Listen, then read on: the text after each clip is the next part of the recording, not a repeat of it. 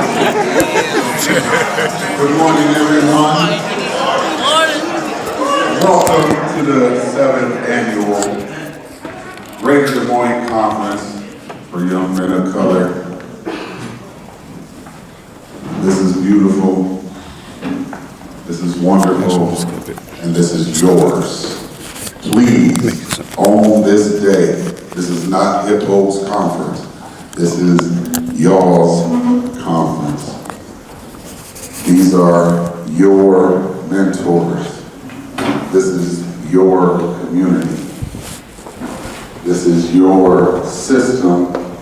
This is your pipeline that counters those pipelines and those systems that they say are against you. You believe the system is against you? Yeah. This system here is all for you. So do you think that if you and all of these people in here show up, that system can win against you? Yes. You will win. You will overcome. So I advise you all, again, on this day, on this conference, and own everything that you come into contact with, so that when they leave, this is yours. When you leave, this is yours. So with that being said, we will bring up State Representative Mr. Eddie Andrews to kick us off with our morning prayer. Father, we thank you for your grace. We thank you for your mercy and kindness. We thank you for this great event, for the founders and the presenters and everyone who is involved in this day. We thank you for the students. We thank you for the young men who are here to be empowered, to learn, to own. Lord, in your word, you gave us many, many, many examples of youth, whether it's King David in a youth winning wars, whether it's Timothy as a young man told not to be despised of his youth, or don't let anyone look down on him because of his youth, but to learn and to grow and to take over. And Lord, we give you thanks for all these things. And we ask that you bless the event from the beginning to the end. And we give you thanks and we praise your magnificent name. Let everyone say in Jesus' name, amen. Amen. Thank you so much. Representative. So this is a state representative, you guys. So please make yourself very familiar with him. Know that this is your representative, so that you guys can feel very comfortable approaching him today, throughout the day, network. So now I was told we can do our HIPPO pledge. Mr. AJ, can you come up to the stage real quick, lead everybody? Raise your hand if you're familiar with the HIPPO pledge. Yeah. Oh, I need to call you up here too then. Big AJ. Yeah. Oh yeah, I need to have that. We're gonna put this on you, sir.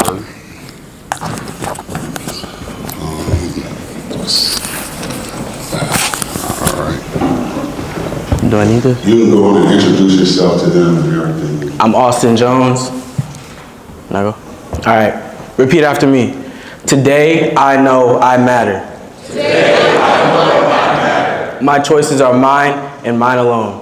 My choices are mine and mine alone. If I'm to succeed, I must take responsibility for my actions. I must take responsibility for my actions. I am more than you can see. I am more than you can see. I am the product of something divine. I am the product of something divine. No one can put me down unless I let them. No one can put me down unless I let them. Because today, I know I matter. Because today, I know I matter. Yeah. And look at the person next to you and say, I matter. Oh, snap. Say, you matter. Say, we matter. Yes. So with that being said, I'm still waking up, and y'all guys gotta forgive me. I've only had no sleep, really. So we bring up the man, probably the only man in the city that can wake us up right about now. The dog, Mr. Wayne Ford. Give it up, y'all. Representative Dr. Ford. Yes. Yes. Graduated from here, Drake University, and he was going to do the welcome for Mr. Marty, but I see he's not here, but we can still. I got you. Give me some, wait, give me some.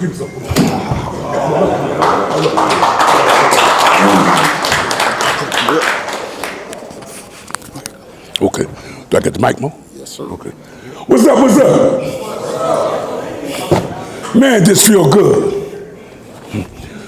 I'm gonna get you up. Because when I tell you what I'm gonna tell you, nobody can tell you. I'm gonna take you on the adventure. And I can back up everything I say. I am a black living legend in the state of Iowa. When you leave here, go to the library at Drake University. You will see a portrait of me. Oh, it's right here. Boy, I call that good. Now, let's keep it real. I'm 71 years old. I'm gonna say it again. I work out a little bit. I play football at this school. I'm from the hood of Washington, D.C. And I've said them again, young men, I'm 71 years old. So don't tell me, if I see you drive by me and you try to push me out the way, if I see you disrespect me, I'm gonna talk back to you. I don't play that. When I was your age, you couldn't even look at a 70-year-old person's eyes. My grandparents would kick my behind if I looked at them. You old people know what I'm talking about. You youngins who think you tough, I can show you tough. I robbed my first bus with a pistol when I was 13 years old in the inner city of Washington, D.C., the blackest city in America next to Philadelphia. Philly in the house? All right. So I robbed my first bus at 13. So how can you come from robbing a bus? Oh, do I need the mic? My God. Can you hear me? Do I need the mic? What do I need? I feel good. Do I need the mic? Okay. And you want to see where I got this here too. Remember, when you're 71 years old, you ain't got too many more of these speeches left, y'all. And it's okay. Everybody's going to die. We just don't know when. Now, the reason why I got this briefcase is here. When I was a young kid, even robbing buses and going to school, I always had a briefcase. So you young people, I'll tell you about this briefcase. I've been with presidents, I've been with kings, I've been with dope addicts, I've been with killers. I've been with everybody. Always start now, young people, carrying your briefcase. Because you never know. Because you're not going to hear what I say again. You never know when you're going to need a tape recorder. You never know, so be prepared. That's why I brought this right here, the briefcase. And I'm 71, and I started carrying the briefcase when I was a kid. When I was a kid, I was voted never to succeed in life. I was doing drugs, everything in DC. You can tell, I'm very vocal. I fear no one besides God. I'm going to say it again, because I can back that up. I've been in situations, I went to an all-white school where I was the only black football player. Stay with me. Rochester, Minnesota, home of the Mayo Clinic. One black football player.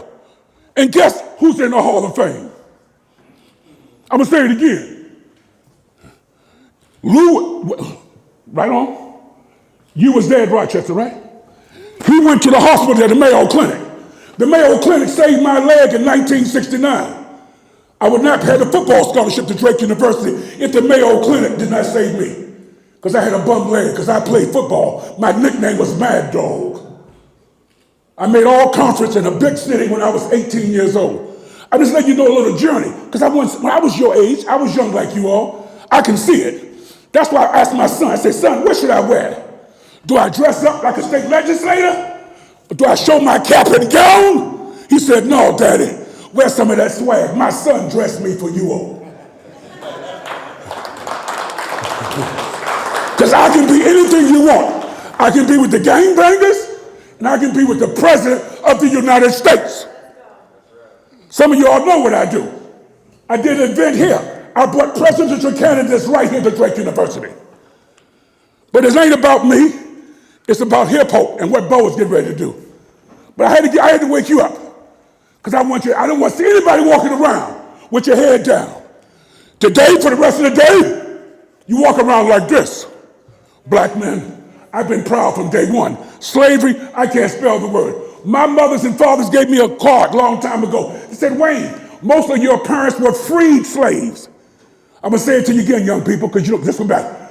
My grandparents were freed slaves. That means my grandparents was able to buy their freedom. My great-great-grandparents were freed slaves. Stay with me and write it down, young people. So you want to know why I'm so arrogant? You know why I can go to an all-white institution and still be Wayne Ford? Because I've always been free. Nobody tells me.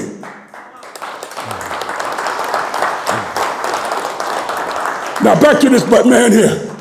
I met this man, he was about as young as some of you all. He was sitting in the room. He was all quiet, those big old eyeballs. He knows what I'm talking about. He heard this story. And I was in a meeting talking like this. And I had the mayor of Des Moines, other people was in the room. I didn't know. He was checking me out the way some of you are checking me out right now. I didn't know that. But Bo was listening to everything what I was saying. Because I was in charge of a nonprofit called Urban Dreams. Is Isaiah here? All right. That man there, I passed, hear me out, Drake connection. I passed the baton on to him. I chose him to follow me. Because I was at Urban Dreams for 32 years. Ask your grandparents about 6th Avenue. It was rated the most dangerous street in the city of Des Moines. And I put Urban Dreams on that corner where the gangs were. Well, there wasn't no gangs back then, but it was a dangerous corner, prostitution, selling dope. I put my blue building right on the corner. So you younger people, if you want to make an impact, stay with me. You don't do it from the outside. If you're in the jungle, and you want to protect the jungle, stay with me, young kids. Ain't for the old people, they done made their choice. You younger ones, if you want to be in the jungle and impact the jungle, you got to be in the middle of the jungle. No fear. Never forget that. You can talk from the outside, and me as a black man, I will not listen to you. But if you're in the jungle and you can back up what you say, I will listen to you till the day I die. Don't you ever say something, young people, that you can't back up. Old people, some of us, we lie all the time, black or white. We tell you what we're going to do, and we do nothing. I was your age, young people. Never forget that. When I met this man here, I didn't know he started the hip hop conference. Is that right, Bo, because of your grandmother? Let me tell you this, I didn't know this. I've been knowing this man since he was a kid. He used to be a great boxer too, in case y'all didn't know. So if you go at him, you better be ready. You better be ready, because he'll knock you out. I'm going to say it. I've seen a man in action. So I'm going to tell you about this man here. I didn't know I did a meeting. I only did with powerful people. I bring the governor, I bring Obama, I bring anybody. The older people know my resume, and I talk the same way to President Obama or to the guy selling dope on 6th Avenue. My voice tone don't change. But he came to me, and he said, man, I never seen a black man with that kind of power. I'm going to say it again. He'll tell you. And guess what this man has done now? Of all the power I've had, I've never done a workshop like this.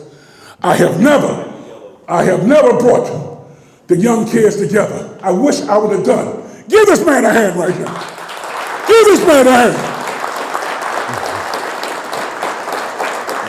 So, you got a long day here. I see a Representative K.O. Samad. Wave your hand, brother. You know I see you. He'll tell you the story. He came to my organization, Urban Dreams. He volunteered. How many years you worked for me free? Was it 8 or 9? 9 months. 9 months, okay. He worked for me for 9 months. He came to my meeting, sat down at the meeting, and my staff didn't want him to be there. But he became one of my best employees. And he became a state legislator, and the rest is history. And I forgot, Isaiah is becoming a state legislator. So hear me out. As a black man, if God killed me right now, if I die right now, these two individuals who work for me, and I don't mind saying it, black people, sometimes y'all get a little scared. Yeah, they work for me. When people work for you, you let them know that. You don't fear nobody. Black, if you work for a white person, you will say, I work for a white person. Stay with me. You're trained to say, I work for a white person. But when you work for a black person, well, we just buddies, or we don't work. They work for me. Be proud for who you are. Be proud for who you are. I stopped robbing buses because I wanted to make a difference, because I wanted to make an impact. And I done that. And Bo, when he started this workshop here, he started, because I didn't know this, when I was in charge of the Model City Community Center, the James was a well-known name in this family. Because I had to know who the shot callers were, who the people who would take you out if you messed with them. The one family name came up. It was the James family. When I was in charge of the Model City Community Center, nobody messed with the James family. Nobody. And I didn't know this, but most of the James family, all the men, 90% of the men in his family went to prison. I'm going to say it again, and I'm going to get off this thing. I'm from Chocolate City. We go to prison like it ain't nothing. But I don't know nobody, no black man or family can tell me that 90% of the black men in my family went to prison. And I'm from Chocolate City. So what I'm trying to say, this man is golden. When I told him to go to California and be out there with my son lives in Hollywood, no Snoop Dogg, you all seen the pictures. My son is the legend. Here's what this man gave you. This man could be in Hollywood right now, stay with me because I mean what I say. He could be making hundreds of thousands of dollars, maybe millions. Stay with me as I close. Because if I see somebody walking with their head down, I'm going to kick you. This man sacrificed to be with you. He could be a millionaire right now. You're going to meet some millionaires right up. He's already a millionaire. Because he didn't go to Hollywood. I told him to go to Hollywood. My son does well. I told him to go to Hollywood. He looked me dead in my eyes and said, Wayne, I got some unfinished business. I want to make sure that these black men don't go to prison like people in my family. Give this man another hand.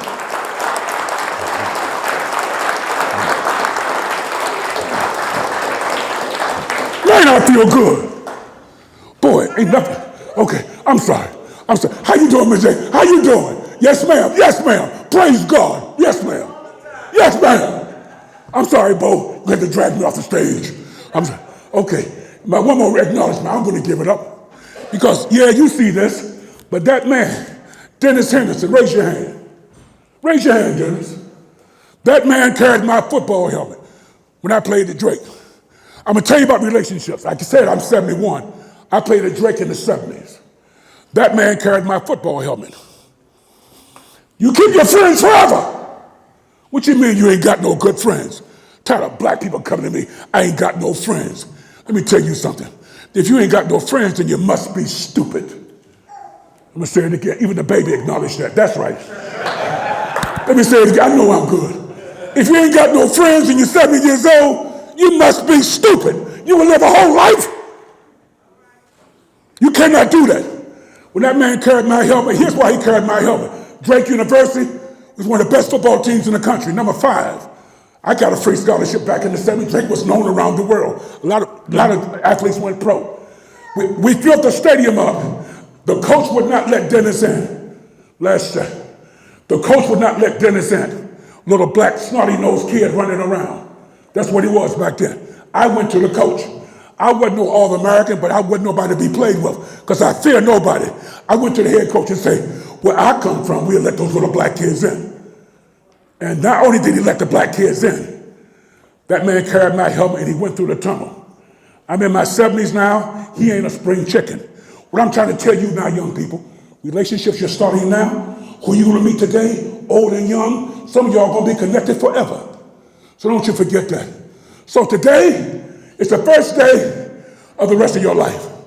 I'm going to say it again. I remember when an old dope addict told me this. Wayne, today is the first day of the rest of your life.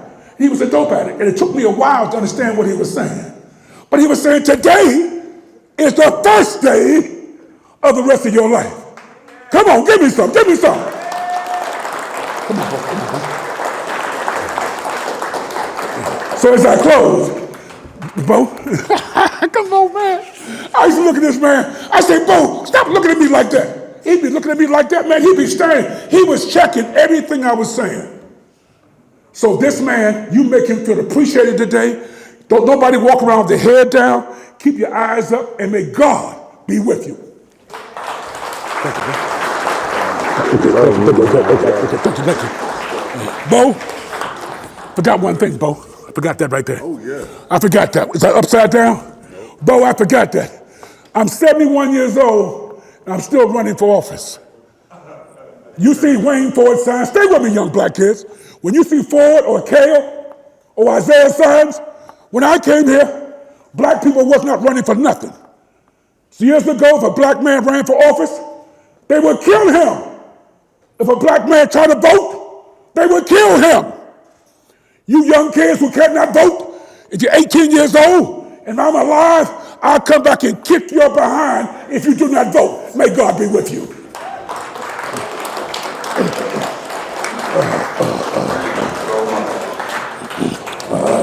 Now, with that being said, if you don't vote, if you don't take advantage of the day, you're leaving a whole lot on the table. But I want my good friend, Mr. Marvin Desir, to come and tell you guys just how much you'll be leaving on the table, just how real it is to do what you're supposed to do.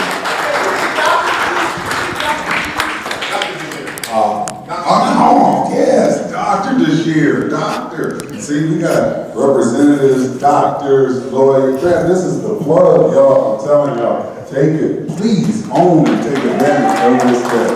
Doctor, I'll shake hands with a doctor. Man, you always hurt my hand too when you shake my hand, man. I remember that from back when we was in college. Y'all shake this man's hand, man. Toughen up before you do it. They always told me a firm handshake, you know what I'm saying, for out the gate. Well, good morning, everyone. I'm glad you all were able to get up this morning and make it to this wonderful conference. Let's give Bo another round of hands and his team for this.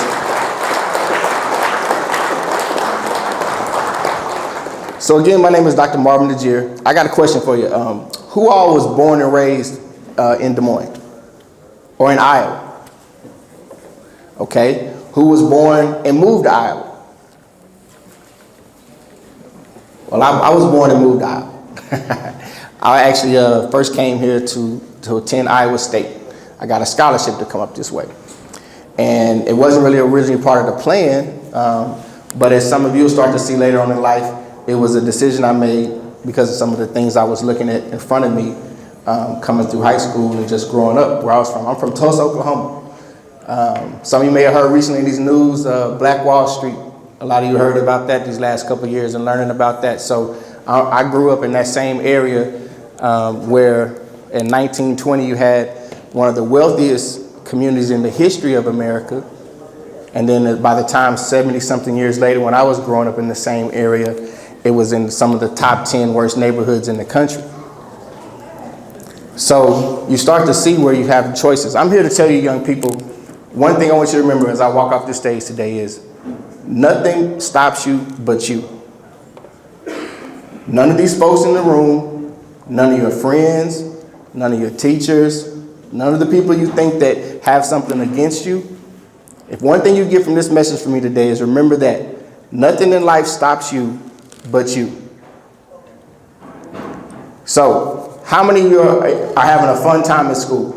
You can tell me the truth. Who's having fun in school? You can raise your hand. Who thinks school is kind of tough right now? Who's thought about quitting school? And it's okay, we're going to be honest. I did. I thought about it when I was growing up. Okay? How many of you feel like sometimes teachers are picking on you? I did. How many of you have been to the counselor's office? How many of you have been suspended before? I was too. Don't get it wrong. Right. So you see the hands going up. So I'm going to tell you, I'm going to give y'all some stats I want y'all to think about. Because I want y'all to look at each other around the table as I go through these stats, and I want you to see how this stuff is going to start to impact your life. Because some of y'all are ranging from about elementary, middle school through high school, right? So how many people think if you finish high school, how much money you think, if you finish high school, how much money you think you'll make for the rest of your life, at least, finishing high school? Take a shot. $500? 500,000? That's close. I like that. Give that young man a clap. We got close. For some of you young people that are thinking about not finishing high school or just dropping out of school, I want you to know something. If you don't finish high school, you have automatically forfeited over $750,000 for the rest of your life. Y'all like money, right? I know y'all like time. I know making stacks. You want to see. You want to make it pop. You want to make it rain. All that, right? I know. You talking about money all the time. You figuring out. You talking to your parents, your cousins, your grandparents. What can I do to make money? Well, right there for you as your own individual person. If you don't finish high school, you just gave up $750,000 plus yourself. Nobody else. You. Now, how many of you think, if you went on past high school and you started to say maybe you wanted to go to college or apprenticeship where you can be a plumber or a construction, you can be anything you want. How much money you think you lose if you don't get at least something next after high school? Just a certificate, apprenticeship, how much money you think you might lose? If you lost $750,000 if you didn't finish high school, how much you think you might lose if you don't at least get something past high school? 1 million. You close, young man. Give this boy's on it. You lose $2 million, young people. You lose $2 million for the rest of your life. So right now, if you haven't finished high school and you haven't done something after high school, whether it's an apprenticeship, community college, a certificate, learning how to do something, you've almost lost $3 million over your life. Now, what happens if you think you don't go to college, though? Maybe a 4-year degree or even a master's in that apprenticeship program, because I want y'all to know something. In apprenticeships and construction and trades, becoming a master journeyman is almost like getting a master's degree. You're going to make the same kind of money. So none of people always tell you, you ain't got to go to college. Because I did construction coming out of school, trust me. Oh, I wish I would go back some days, Dennis. Oh, I wish. But seriously, how much money do you think if you don't go to college a 4-year or get a master's in some of that journeymanship, how much do you think you might lose then? You say how much? 400,000. Close. Well, no, 4 million. You lose 4 million over your life. So right there, fellas, if you don't go to college, if you don't finish high school, you don't get something after that, and then maybe get at least a 4-year or some kind of master's degree, you done lost $7 million over your life. And you ain't got nobody to blame but yourself. Can't blame nobody else. So when you start thinking about making money, and you talk about you want to do this, you want to do that in life, education, where you're going to school at right now, starts to open that door for you to get there. And don't let nobody else tell you anything different than that. Don't let anything stop you from that. Now, let me give you some of the flip side of it, because I know some of y'all thinking about, well, Mr. Marvin, I still got to go to school, but I'm hungry. I'm tired of being broke now. So you might have some people out there trying to talk to you about making money different ways, alternative forms of income. And I get it. Growing up, coming through, when I got about through high school to college, I was a tax-free dollar specialist. If we talk about making some money, we can have a conversation. By all means necessary. But I want you to understand what it starts to cost you, though. If you don't finish high school, what do you think happens to you? If you don't finish high school? Come homeless? You got a strong chance after that. You're right. I like this young man here is on it. Whoever's talking to you, young man, y'all need to talk to this young man today. If you was a young person out here don't know this young man at this table before you leave, hey, you got the wrong friends. But no, seriously. If you don't finish high school, young people, I want you to know something. Right now in our prison system, yeah, well, that's where you're headed. Prison. A good, strong proportion of it. You know, in our federal system right now, 80% of the males locked up in federal prison right now, 80% of them didn't have a high school diploma. They didn't finish high school. If you don't finish high school, your chance of going to jail by the time you're in your 30s is 70%. What does that mean, Mr. Marvin? Right here at this table, 8 people. When I say 70%, out of those 8 people, 5.5 of them are going to be in jail by the time they're 30. When I say federal prison, when I say 80%, that means, when I say 80, you got at least seven of them going out of the table. So when you look around the table right now, if you don't finish high school, your chances of half of that table or more being gone. The same friends you have now ain't gonna be there tomorrow, or you'll be writing to them or visiting them on Saturdays. It's not fun. I'm on here to tell you that because you have a lot of opportunity and you're gonna have a lot of choices coming through here. I know things are a lot different for y'all even from when we was growing up. But I know by the time middle school starts hitting you, you start having real life choices. I'm gonna tell you another statistic. What hurts people today, your parents, some of your parents, your uncles, your grandma, your grandparents. I'm gonna tell you some things that hurt them along the way that I'm gonna tell you now. I wish somebody would say to me too. If you don't hear another thing outside of nothing stops you, but you remember this. How many of y'all have had somebody say, hey man, why don't you take that candy bar from the store? Or let's take this, or let's take that. You ain't gotta raise your hand, but just think about it. It's 2 things, or how about this one too? You got mad at somebody. You want to have a fight with somebody. Somebody say, let's go get them.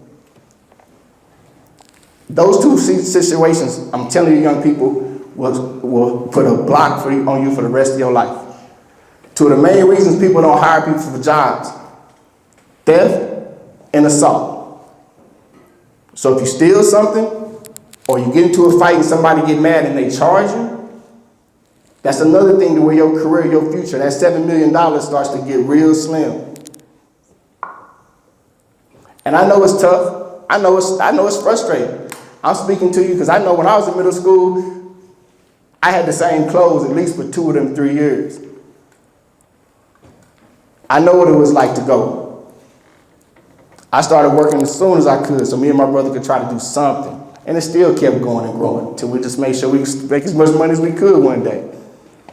But I'm telling you, learn how to do the things you have, opportunities in front of you. Take advantage of them. Stay in school.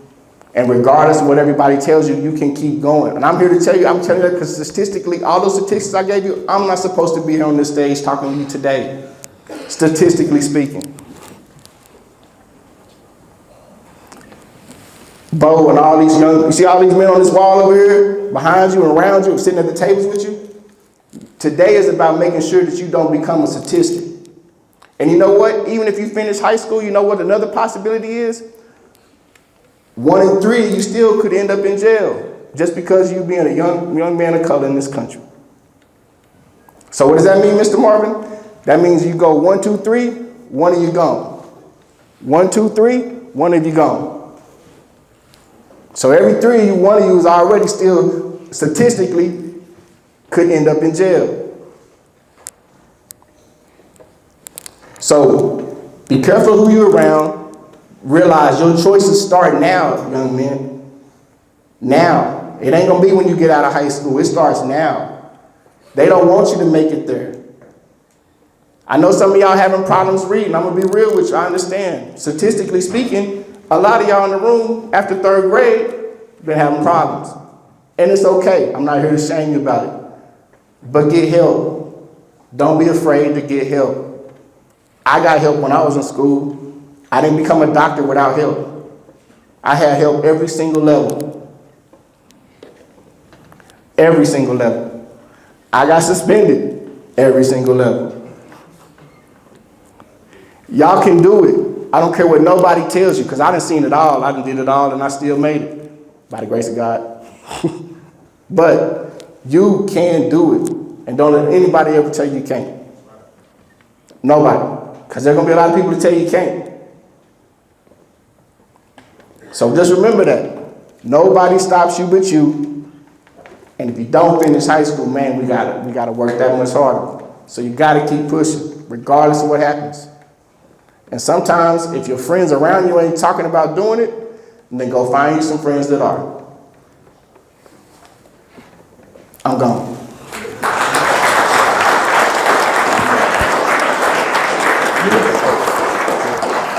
Yes. Say, my choices are mine and mine alone. Say, today I'm going to make my choice to win. All right. Next up, we have state representative. I'm about to shake hands with a state representative after I just shook hands with a doctor. What? Mr. Akayo Abdul-Samad, please come up. Your state representative. He be up at the Capitol. The thing I love about Akayo is, you know, he's been up at the Capitol. How many years, Akayo? It'll be 16, I'm going on 18. Check. Yes. Check. For 18 years, and I cannot remember not one time, and I've heard him talk over 100 times. Every single time, he begs us to come up to the Capitol and represent with him. He stands very strong, very firm at that Capitol, and he presents and has to argue his way into bills and laws and all that stuff, but we need to be there to show support for what he's doing while he's supporting us. Help him, help us, help him, help us. But I thank you for all you do, sir, and I'll give you the floor.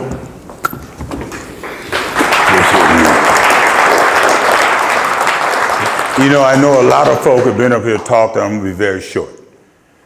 Because one of the things that I don't want to do is talk at you. I want to talk with you. Because we also have to begin to listen to you. But what I want you to do right now, I want you to stand up. Now, you got to quit now. If you want me to get off here quick, you got to move now. Let's stand up. Everybody stand up. There you go. I want you to look at the person next to you. Now, if you're looking at me, you ain't looking at the person next to you. Look at the person next to you. And I want you to repeat after me. And I want you to say it loud enough that all Des Moines can hear you. Y'all with me? Yes, sir. Y'all with me? Yes, sir. Y'all with me? Yes, sir. All right, now look at the person next to you and say, I am the greatest.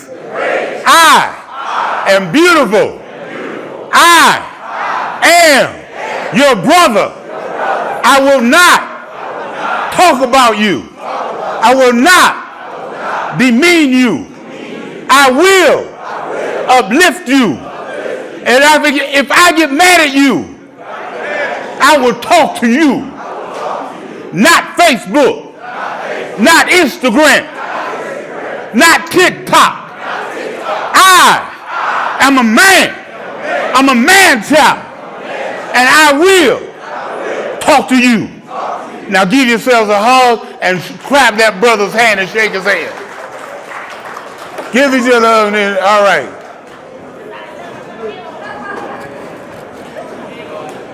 Let me tell y'all something real quick.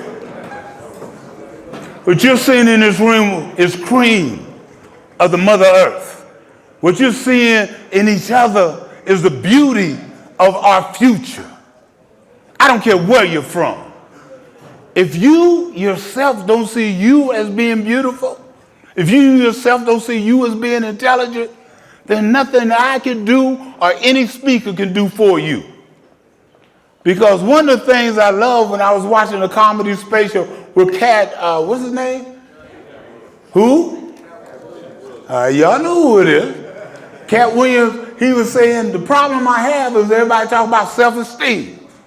They talk about, can I give you self-esteem? Bo cannot give you self-esteem. Wayne can't give you self-esteem. I can't give you self-esteem. Who can give you self-esteem? Who? Who? Yourself. You got to believe in you. And I know a lot of times we grow up in a culture and we talk about, boy, I will die for you. Hey, man, your father and your mother don't want nothing to happen. They would die for you. But that's not the question. The question is, we have to ask each other, can I live for you? Can I live my life for you? Can I do the best I can do to live for you? Anybody can die for you. There's brothers around this wall. There's mothers here and fathers, and you have friends that you would die for, but can you live for them? Because that means if you live for them, you have to respect yourself and your brothers and sisters. That means if you live for them, that you have to be able to grow and understand who you are. If you don't understand who you are, you're going to be all the statistics that Dr. Marvin talked about. If you don't understand who you are, then you're going to have some people leading you in a direction that you don't need to go. So, I'm not going to spend much more time because, it's about putting your money where your mouth is. And it's about doing the work that you need to do. Bo called me, about 5 years ago? What's Bo? When we did this about 5 years ago, he said, give individuals a task. And one of the tasks that we gave was individuals to set up a bank account. And we said that when you set up a bank account, that some of us would match the money you put in your bank account. And we had individual adults come up, and each one of us gave $500 to be able to give the Hip Hope to be able to match your bank account. How many went, Isaiah? How many opened a bank account? 20 individuals opened a bank account. Very few kept the account open or kept the money going. I'm saying to you today and to parents, listen parents that are here. Two things. If you're not helping your child keep that bank account open so it can go to their college or go to what they need, that's not their fault. We have to begin to help be examples for our babies. If we turn around and don't go home and tell our stories, that's not their fault. Because most of our young people don't even know our history. They don't know nothing about where we have come from. We didn't come from Tupac. We didn't come from Beyonce. We came from kings and queens. We came from individuals that built pyramids. Your mother and father sacrificed for you so you could go to school, so you could have the clothes on your back. That's the story we have to tell. Most of them don't even know what our grandmothers and great-grandfathers have gone through because we don't tell you the story. We got to start sharing our history with you. I had an individual, I tried to get my hair this blue this morning, but it didn't work. We could criticize his brother or promote his brother. It's not about his hair. It's about what he got underneath it. And his creativity to even do it. But the whole key is, if I'm going to teach, then let me teach my young brothers and sisters about our history and who we are and what we're about. Let them learn. Because if y'all don't learn, we can't blame you for not knowing. I heard today. See, I don't come just laughing because I buried too many young folk. I'm from Des Moines. I left Des Moines and came back to Des Moines because I felt this was my struggle with. But since I've been here, in the last 26 years, I've helped bury over 179 people in our community. It's not about whether or not I can be at the Capitol It's about what I bring to you in the history and what goes on at the Capitol. It's not about how long I was on the school board. It's about what can I bring to you and give to you as tools to better yourselves. Because you're the ones that got to do it. You're the future. Wayne talked about he was 71. I'm 71. We're going down this side of the hill. We got to be able to reach back now and bring you all up this side of the hill so that you are the great folk you are. I mean, look at the beauty in this room. Do y'all see your beauty in yourselves? How many think they're beautiful?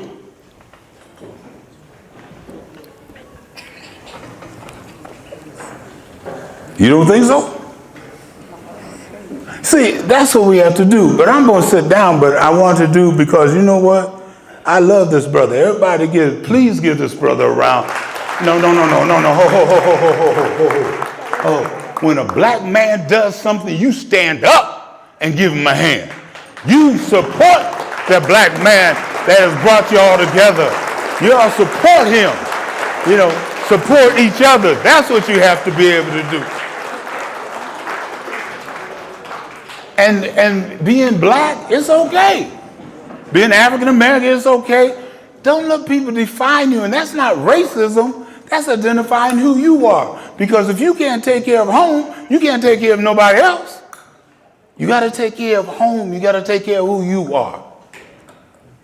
And to do that, we still got the task going on. One of the tasks was you were supposed to bring somebody at the next conference that hadn't attended any other conferences. I don't know who did that. But we're going to give you another chance that for next year, whoever brings somebody that didn't attend this year's conference, there's a prize for you. That's one challenge. The other challenge is that you have to find a book, 2 books. You got to find one book that you really like, and then you find a book that you don't like and you read it anyway. And you find something in that book that you can use in your life. That's number 2. Number 3 was that you had to find somebody who's an elder to you. And you need to talk to them and write a report about that individual. That means an elder, somebody much older than you, somebody who's doing something in the community, somebody, it could be your grandfather, your father, anybody but an elder that you need to do. The other thing you need, the 4th, was you need to set up a bank account. And that is non-touchable money. You put your money in your bank account. And you put that money in each month, and whoever saves up the most money will then win. What did we do last time? We had $2,000 last time, didn't we? We collected $2,000.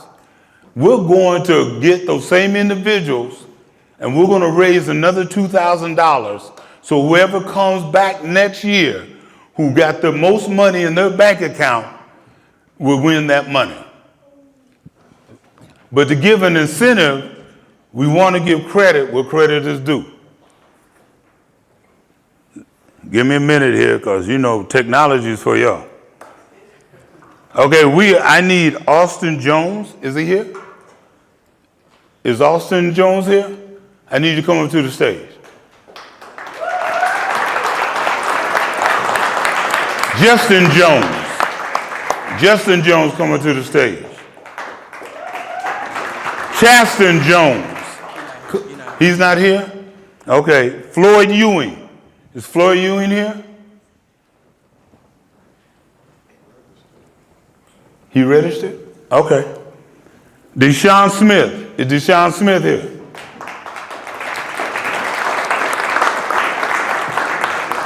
Is it VJ Williams?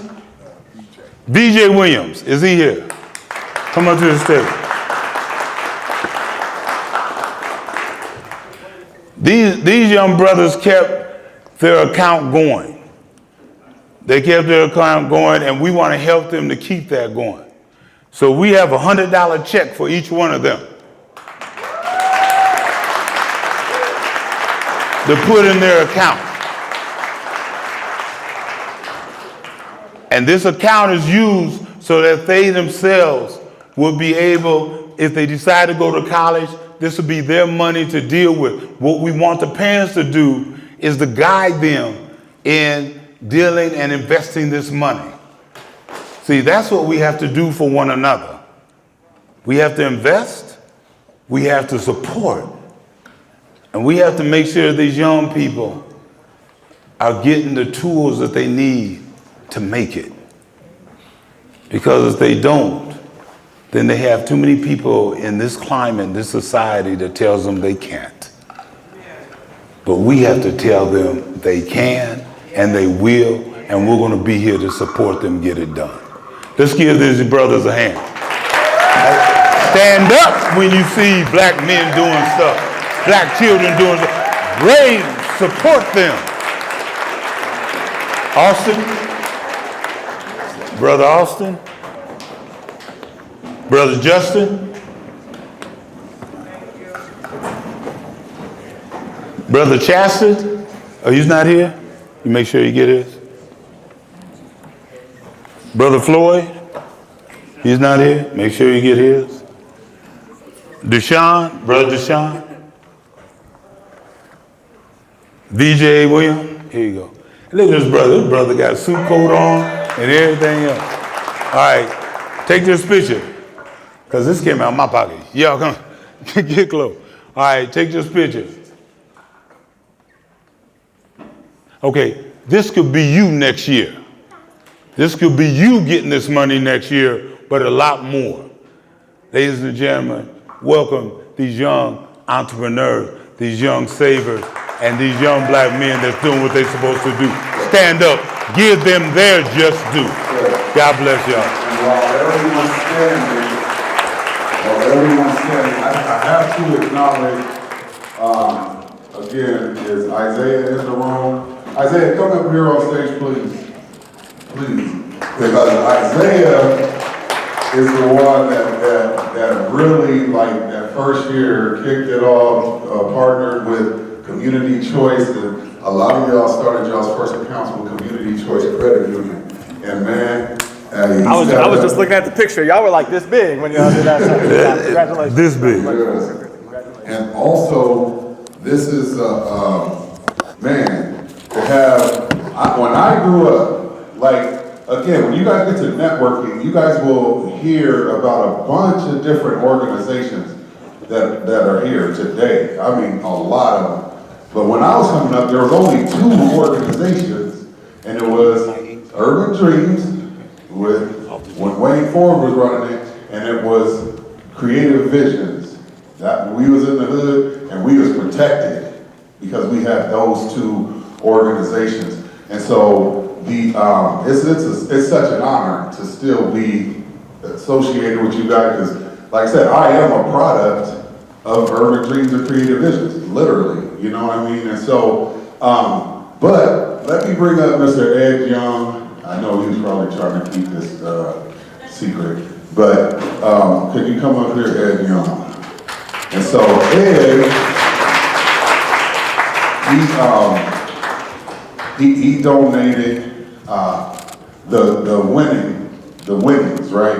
So last year was very impressive because YouTube, it came down to YouTube, right? And so how much did you, this is just to let you guys know, if you guys want to win this, yep, this is how much you're going to have to save within a year, because you're going to be competing with these types of numbers. How much did you save last year, AJ? 7,000. Yeah. Wow.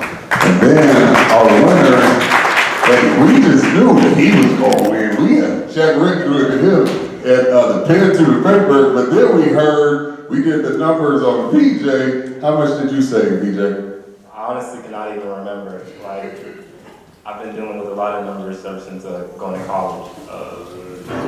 Yeah, I want to say it was, where's your mother? I want to say it was something like 12,000. It was some crazy number. It was $11,000 or $12,000 in a year that we spent. And so, but Mr. Ed just And this is nothing that I love about Akeo, he just inspires us also. So what Mr. Akeo just did was inspire our Mr. Ed Young to add another $400. So y'all guys are going home with $500.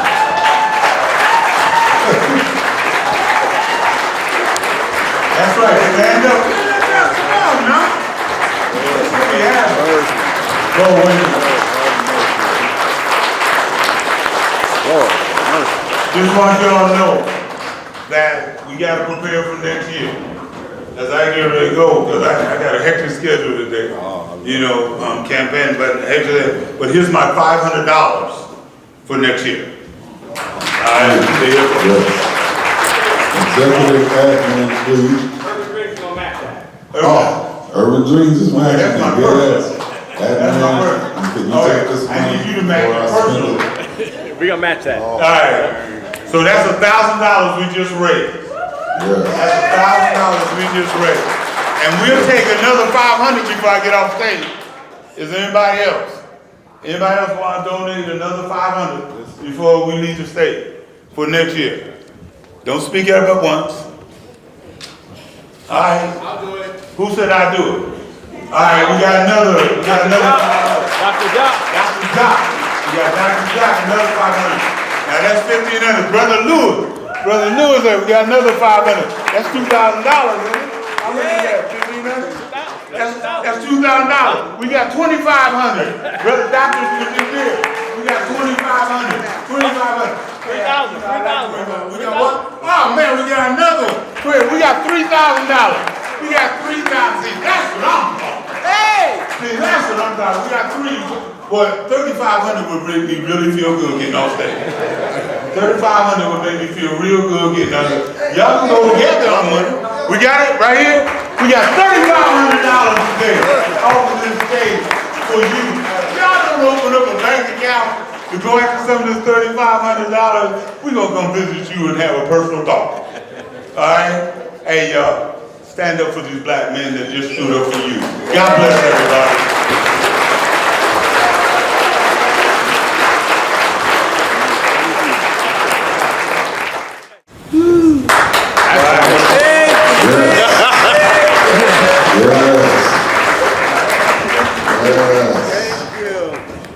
That's power.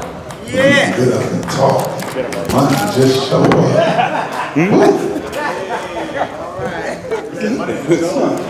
And so, and I'm sorry, Akeo, please come back up, because I know our keynote speaker was real honored at the thought of having you introduce him today, Mr. Lewis Brown. Yeah. You know, I love this brother. I love this brother. He's been, fighting not only for you and this community, but he was fighting for his own life. But while he was fighting for his own life, he never stopped fighting for you. He never stopped at one time and said, it's just about me. This brother has led and wanted to deal with diversity, wanted to deal with inclusion, but he did it on a level that he reached out to the community. And even when he could have walked away when they didn't even want to hire him, and I'm not going to mention Johnston because I don't want to put him on the spot, but when they didn't want to hire this brother, the community came out because the respect and love they have for him. And what I want you to do, this brother, when he comes to the stage, I want you to stand up and know that we got to support our fighters of today. That we got to support. And I love Dr. King, I love Malcolm X, I love all the individuals that are there. But we also have live heroes today. Amen. All right. We have live fighters today. Yeah. So I want you to give a round of applause to my brother, to your brother, our brother, Brother Lewis Fowler. Stand up. Welcome, my brother.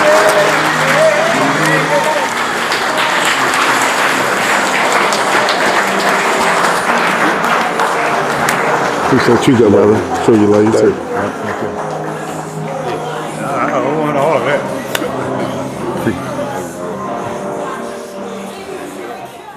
Good morning. Come on, y'all gotta do better than that, man. I know y'all listen to a lot of politicians this morning.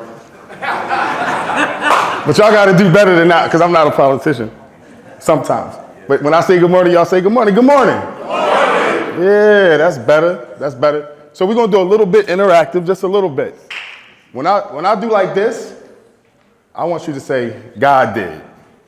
You got that? All right, let's practice. Ready? God did. Let's do that one more time. You ready? God did. There you go. There you go. God did. I'm gonna read something real quick before I get into my speech. And this is a little bit of background who I am in a couple sentences, right? About how I grew up. And just hold on. At age 3, my pops left my mom. His mom was diagnosed with cancer and passed away. I remember 3 times in my life, he started doing heroin and died of AIDS. I was 16 when he died and he was 33. The same age as Jesus, that's not ironic to me. I stuttered really bad until the age of 12. My teacher told me I was brilliant and I need to slow down. So I talked like this for the next 6 months. And on the 7th month, I was speaking like this and you couldn't shut me up. Fast forward to October 10th, 2017, I was diagnosed with cancer. I kept getting sick and I have questions. I need AI answers. Last year, the doctor gave me 17% chance to live and told me I needed a transplant. My half-sister was my donor and she was a full 50% match.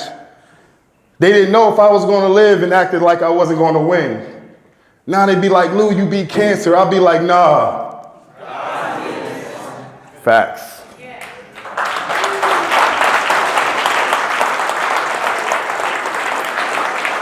So I remember like it was yesterday, my stomach started hurting really bad. And I called my girlfriend and said, something's not right, yo, my stomach hurting. So you want to go to the hospital? I said, yeah, let's go to the hospital. And we was there for a long time. Finally got to the back. Doctor said, Lewis, you have pancreatitis. I didn't even know what that meant. I just knew my stomach hurt. He said, you take oral chemo, right? Yes. I said, yeah, I take oral chemo. So I was taking oral chemo for 3 years. When I had cancer, nobody really knew unless I told you, to be quite honest. I didn't lose my hair. I wasn't walking around. I was still working 2-3 jobs. I was still coaching. I was still kicking it with the homies. You never knew I had leukemia at that time. But this was the first time where it was like, yo, I really do feel sick. So I remember another doctor came in and he said, Mr. Fountain, there's nothing else we can do for you. I'm like, what does that mean? What you mean there's nothing else you can do for me? He says, there's nothing we can do for you. He's like, your best bet is to drive to Mayo Clinic tonight. I was like, yo, it's 11 o'clock. He said, they 24 hours. They like Quick Trip. Don't matter, you need to drive there tonight. So my girlfriend at the time, you're gonna see a recurring theme, she's always around. She drove to Mayo at 11 o'clock. We got there about 3 o'clock a.m.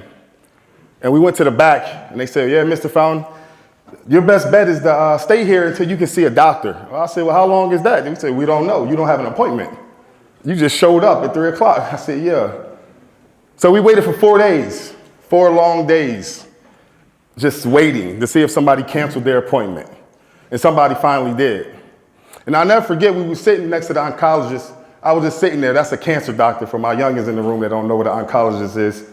The cancer doctor sat there and he's talking to me and he said, yeah, your chemo stopped working. He said, you only have, because you're a black male and there's not that many donors and you don't have full siblings, it's not looking good for you.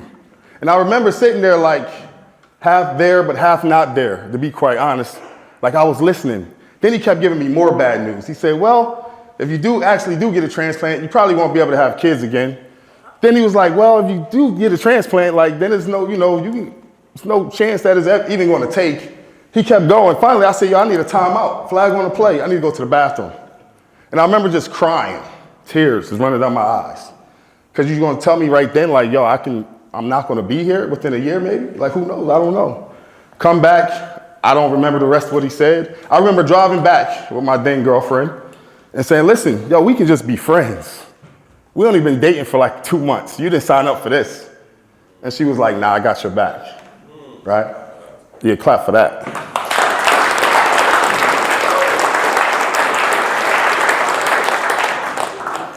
So yeah, you need a transplant. Not only do you need a transplant, you probably need to have like $50,000 or you won't be able to have a transplant. I was like, I got insurance. They said, yeah, that's after insurance. I said, $50,000? Yeah. Rewind this tape though all the way back to October 10th, 2017. This is why you gotta have powerful friends that speak life into you. I remember getting a phone call that I had cancer from the oncologist. And the second person I called after my mom was Leonard Bell. Raise your hand, Lenny Bell. I called Lenny and I'm crying. They told me I got cancer. And in true Lenny Bell fashion, he was like, yo, you be all right. Yo, that's all he said. I'm like, no, you wouldn't.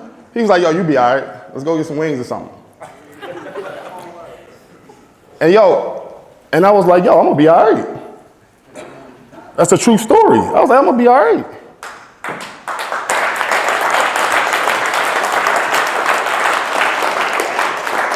Fast forward this story back to the day I was at that Mayo Clinic.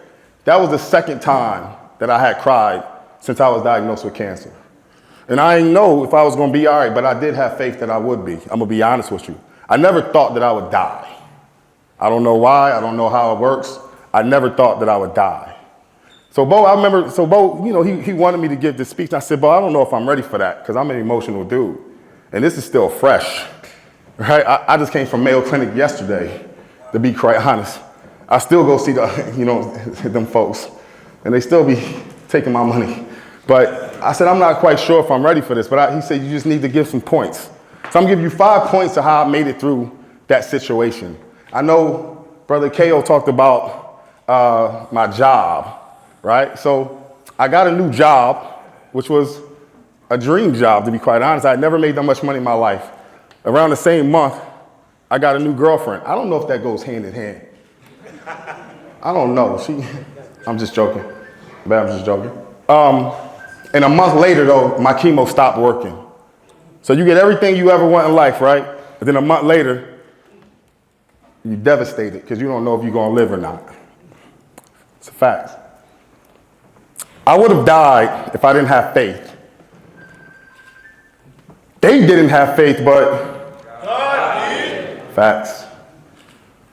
Faith is the substance of things hoped for and the evidence of things unseen. I couldn't see how I was going to live. I didn't.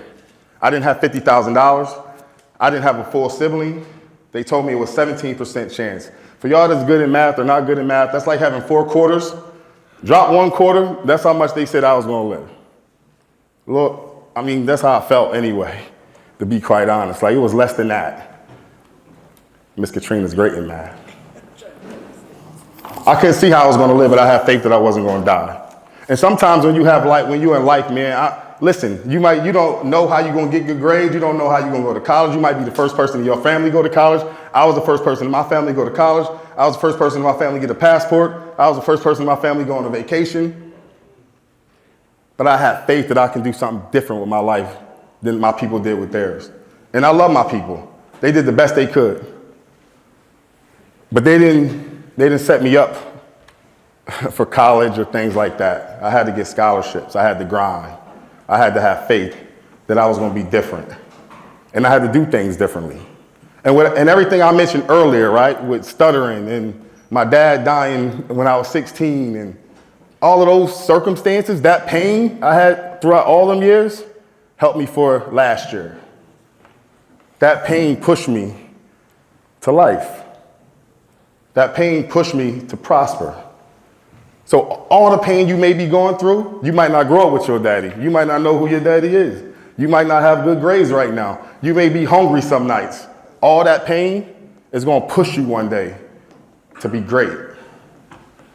Or it can push you to have excuses, because excuses are tools of incompetence that build monuments of nothingness. And those who specialize in their uses rarely accomplish anything except excuses. So either you're going to have excuses or your pain going to push you to be great. And it's going to push you when you're in a dark place, because everybody go in a dark place one day. That's just life. Everybody goes into a dark place. And last year was real dark. I'm going to be honest with you. There was days I couldn't walk. There was days I couldn't eat.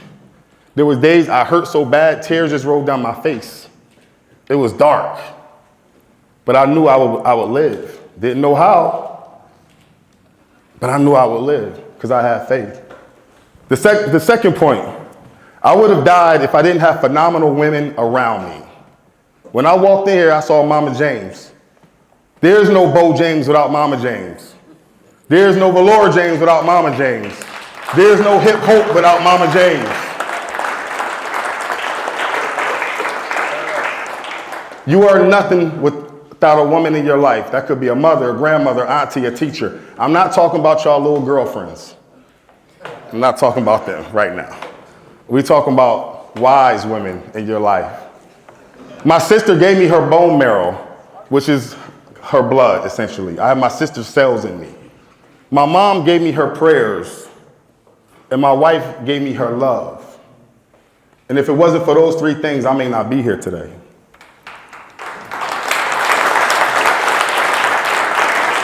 That's a fact. I wouldn't be here without them. A lot of you won't be here without another strong woman in your life.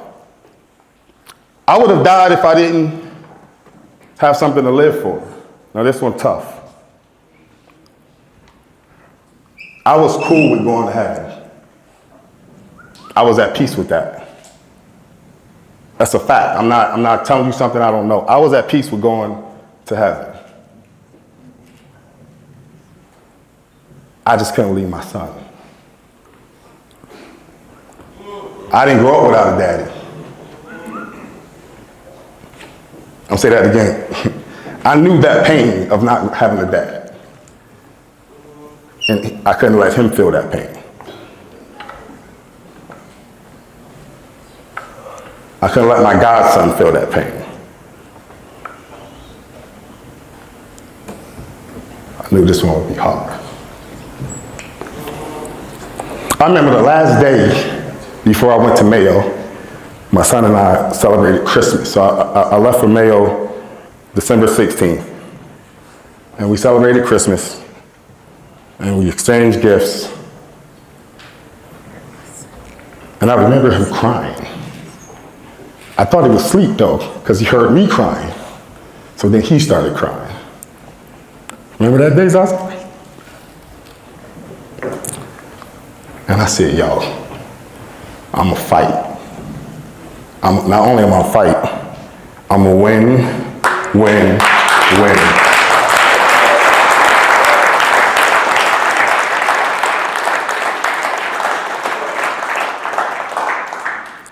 So when you have something to live for, you understand your purpose.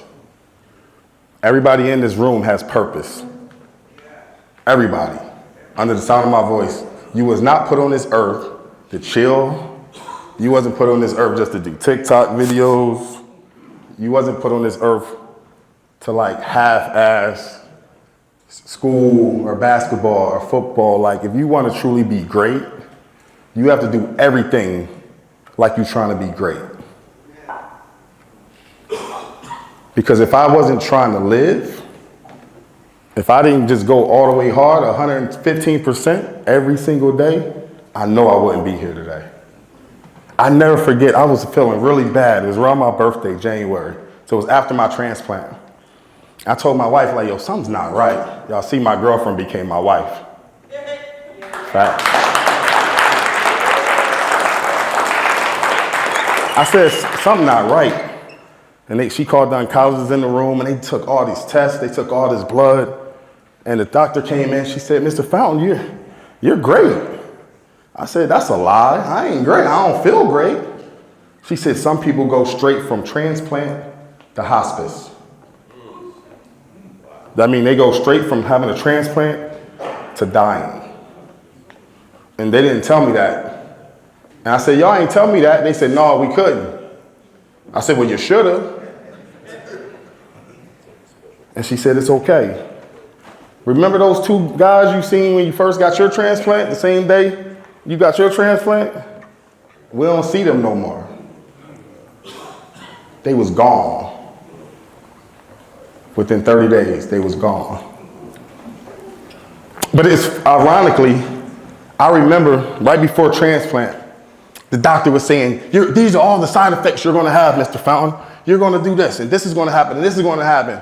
And I was just sitting there, I had like a smirk on my face, and my wife was like hitting me, like, why are you laughing? I said, I'm God's favorite. That ain't none of that gonna happen to me. No, for real. Like, I was humble about it, but I also had faith, and I also had an attitude that, yo, that wasn't gonna happen to me. None of those things happened to me.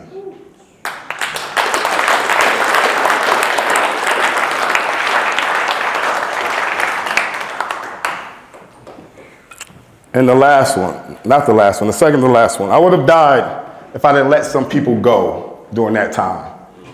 Everybody ain't for you, even if they smile in your face. The same people that loved me before that transplant, they still love me to this day. I never forget, Bo and Lenny called me on a 3-way phone call in January, right after my transplant. I couldn't hardly talk, eat, nothing. I just remember listening to them. I don't know what they said to this day. I don't. I remember getting text messages from Marvin. I remember getting text messages from Ms. Deborah. I didn't even respond, couldn't text back. I remember getting phone calls from Ed Young. I remember getting phone calls from James Crosby. I remember my good brother hitting me on Instagram constantly, and I didn't even know if I could hit him back. But I knew I had people that loved me, and that meant the world to me when you're in a dark place. I remember getting text messages from Theron Hobbs, I love you, brother, and I couldn't even text him back. That's a fact. So the next thing I knew was like, yo, everybody in my life that was supposed to be there was. And then after I got out of this, if you wasn't in my life, I had a different type of attitude that I can't say in front of y'all because y'all young men. I might use some cuss words. But it was okay. I was like, you know what? I wasn't mad about it at all. I just had more clarity that people that truly love me. I have a lot more clarity talking to Dow Jacques about life-changing decisions. I had more clarity that I can call Tristan the day before and be like, yo, I need you to do something for me. He like, done. When you treat people right, people treat you right.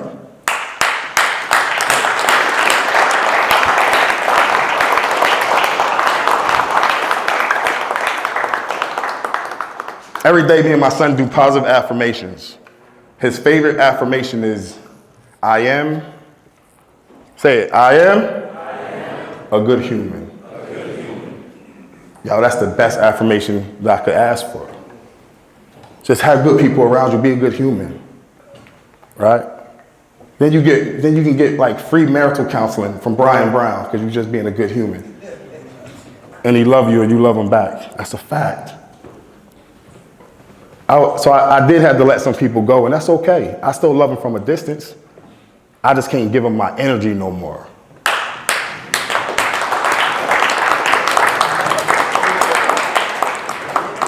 And the last one, I would have died if I had an attitude of defeat. They didn't believe in us, but facts. Everybody in the medical field seemed as though like I really wasn't gonna make it or something. It was this weird feeling. You're the first person of color I did this transplant on. I said, what? You've been doing this a long time. I'm the first black man? Yeah, you're the first one. Okay. I'm just letting you know, here comes some more bad news. After a while, I stopped listening to bad news. I'm gonna be honest, I ain't hear nothing. I ain't hear nothing no more. Only thing I was concerned about was if my hair was gonna come back. I was still trying to be fly. I'm too young to be having. Sorry, Marvin. But I had to put myself in a different mindset. And I did. I had to put myself in a different mindset. For my son, for my wife. This is the thing, people don't know. I started that new job, then boom, I get sick. Then boom, they tell me I need a transplant. And then boom, my new girlfriend is like, her mom gets sick. A month before going to Mayo, her mom passes away. So you think I'm not scared?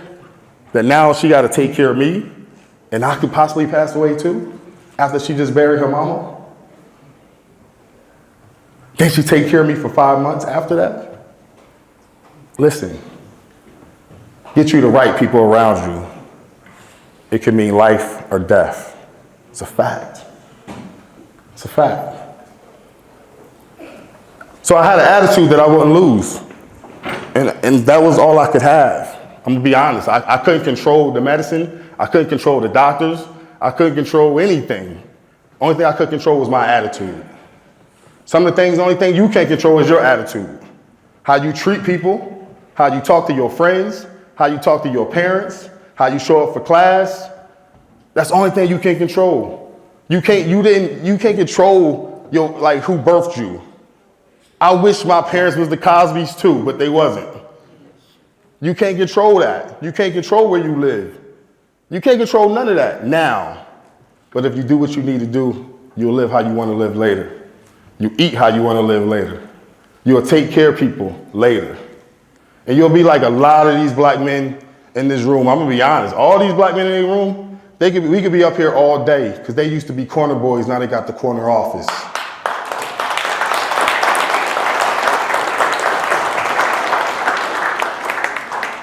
That's a fact. I remember saying, why do I got to get pushed in this wheelchair? I was in a wheelchair for about a month. And I liked my own freedom. I liked to walk. I didn't imagine myself ever being in a wheelchair. I couldn't imagine myself not being able to taste food. I'm greedy. I like to eat. And I couldn't taste food.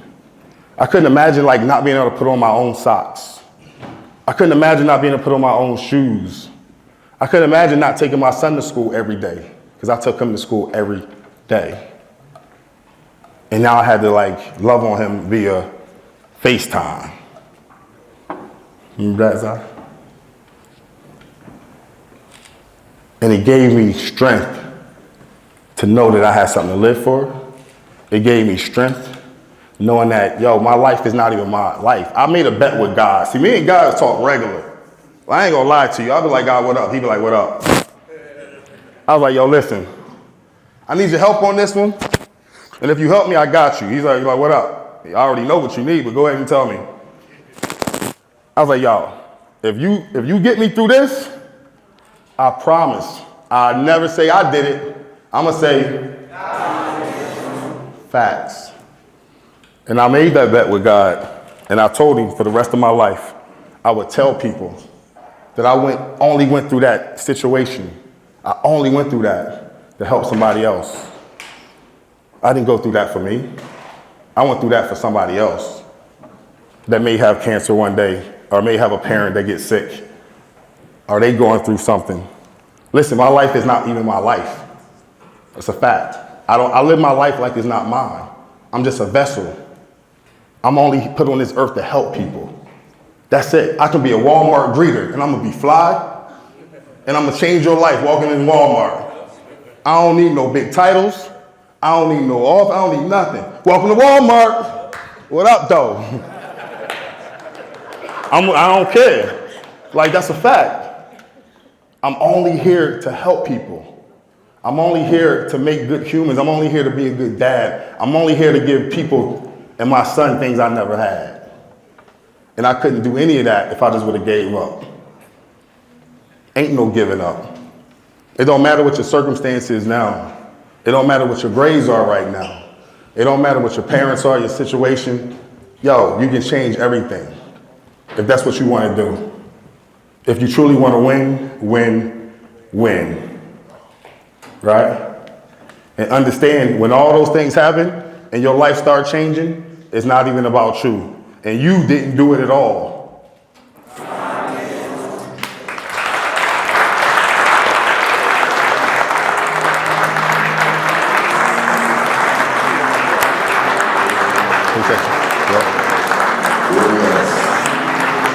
All right,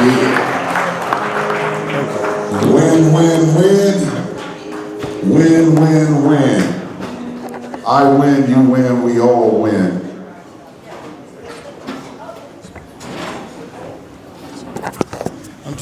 And then, now it's time to break out to your breakout sessions finally.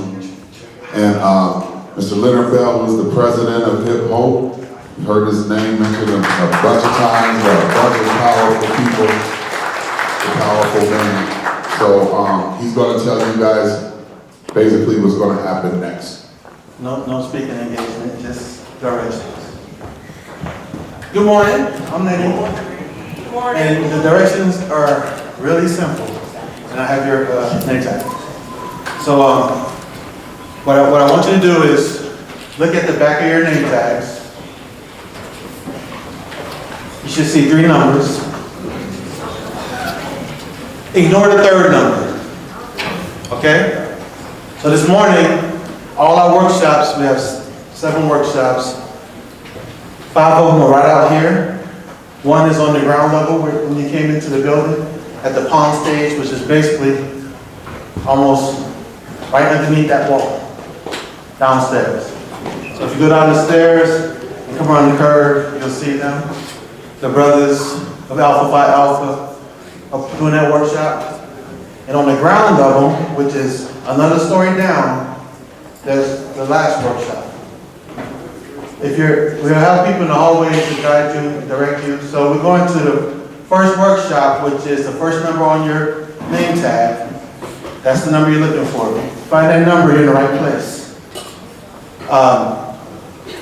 After that, we're gonna everybody, mentors, everyone, we're gonna gather. Are we going on the side or the back? In the back of this building right here. You'll see everybody walking in one direction, everybody keep walking. We're gonna take a big, huge group picture for the conference, and we're gonna do an exercise out there. Then we're coming up to lunch. After lunch, stay here. We have a presentation for you, and we'll go to our next workshop. We'll come here for the wrap up and your last presentation, and we'll all go home happily ever after. Okay? Everybody get that? Let me hear you say, we ready? We ready. All right, let's go. Everybody dismissed.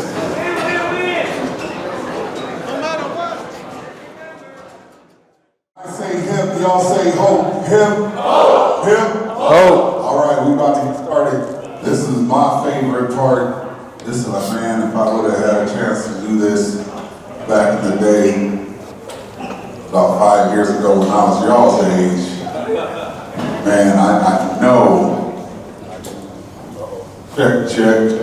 Yeah, I know that I'd be much more better off. So, meaning, raise your hand if you've ever been able, grown folks and young folks, raise your hand if you've ever had a chance to sit down and have a genuine talk with a millionaire. Did your money get better after that conversation? Yes, sir. It's hard not to talk to money and money not get better. You know what I mean? So we have put together a panel with my man Ed Young has put together a panel of 3 millionaires, and we're gonna have a conversation and just really get into the millionaire mindset, because the only way you can become a millionaire is to think like a millionaire. And so, man, there's a lot of ways to get there, but there's just a few basic concepts that you guys can start working on right now to where y'all can be looking at coming up on a meal ticket very soon. So, with no check. Please, with no further ado, let me bring up my good friend, Mr. Ed Young. Give it up for him, y'all.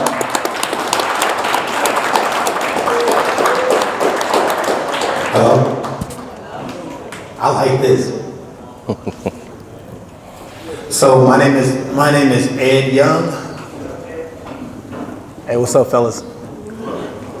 So as Bo says, technically I am a millionaire. We're going to do a few definitions. So when someone says a millionaire, it literally means that they're worth $1 million. That means if you take all the stuff you have, minus all the money you owe to other people, are you worth $1 million? So we just keep it that simple, right?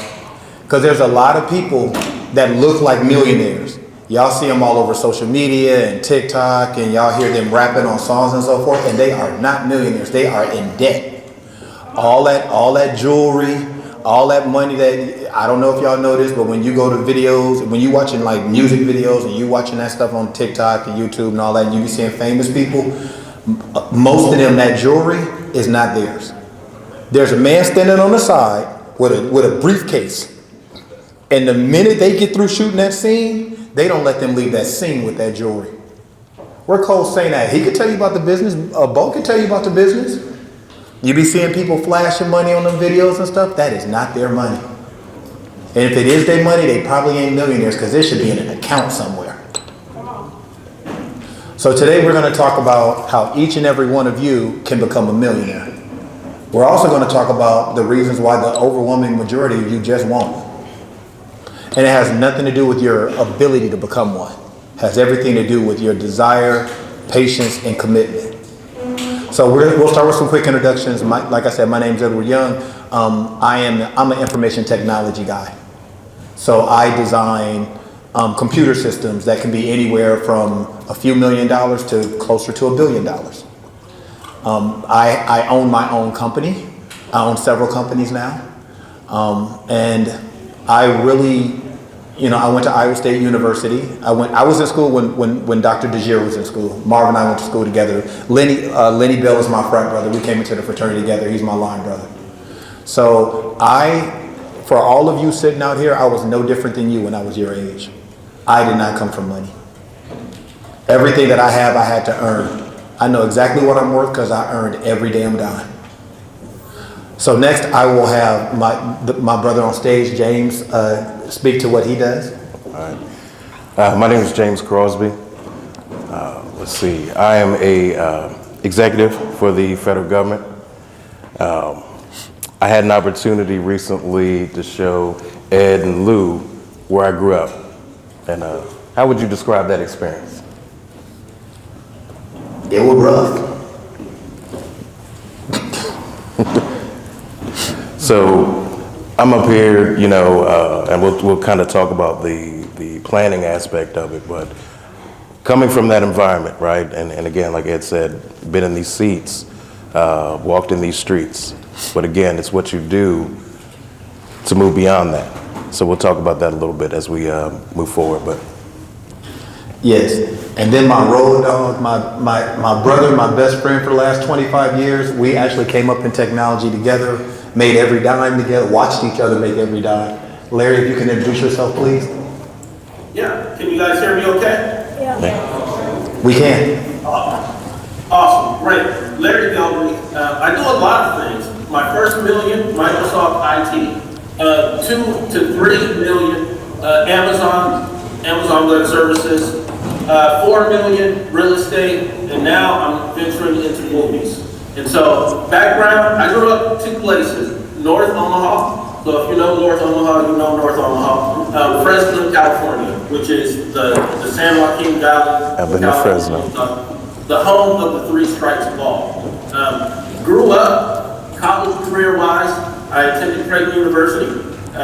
Lucked out, got a full ride academic scholarship, and that actually propelled me into certain circles where I had the opportunity to do the same thing you're getting today, to talk to millionaires, to have them help shape my perception and understanding of what life is.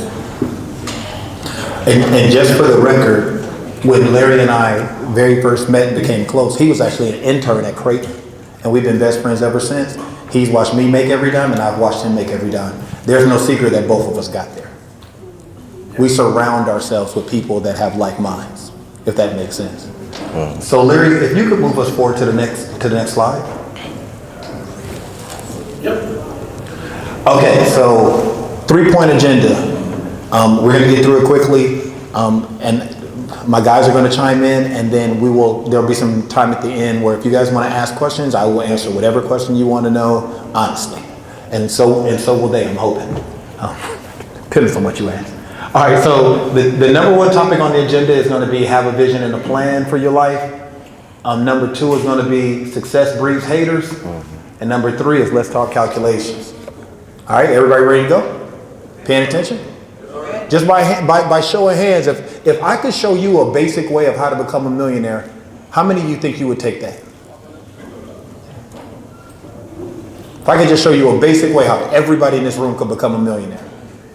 I am 45 years old. By the time you reach my age, if you have not become a millionaire, it is because of your own actions. Okay, good enough. Let's go with this, the first agenda. I'm gonna start it off and then I'm gonna hand it over to my man James here because he specializes in this. So, have a vision and plan for your life. You've heard this from everybody that stood on this stage, right?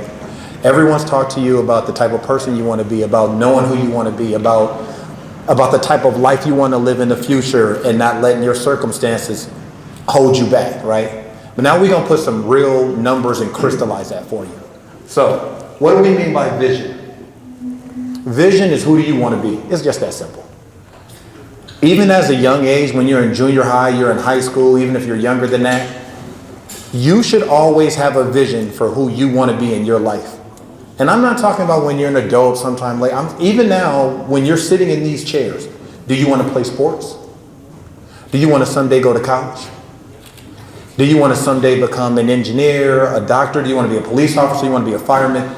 You have to have a vision of what you want your life to be. If you don't have a vision for your life, you can potentially be following around the wrong people for the rest of your life. If you don't have a vision for your own life, you become very impressionable. What that means is other people can set that vision for you. Now, what do we mean by plan? Plan is how will you become that person. It's that simple. If you say this is the person I want to be in the future, you need to have a plan on how you're going to become that person. And then lastly, you have to understand that it takes patience and it takes discipline to become a millionaire if you starting from scratch. You got rich, like when I talk to my kids right now, you know, and they be talking like they really out here hustling and grinding, I can't help but laugh because I'm like, because you're not starting from scratch, right? They have opportunities, they have people, I can plug them with people, this, that, whatever. But for the majority of you in this room, when you really get out here and you really have to start working and taking care of yourself and grinding, a lot of y'all gonna be starting from scratch. So it's gonna take patience and it's going to take discipline. And we'll get into what that means here in a second as well. And then the last thing that I want you to take from this slide is ask yourself, are you your biggest enemy? When I was around your age, the first thing I remember the very first time and some of the adults might know what this magazine is, it's called the Robb Report. And it's this magazine called the Robb Report. And it had mansions and it had yachts and it had sports cars and it had like RVs and vacation rentals and it had it had planes and all this stuff in it, right? So real quick story, the very first Robb Report I read it from cover to cover and I didn't even know where I was coming from. I didn't even know that type of stuff existed, right? I just only knew what I saw on TV back then and whatever else.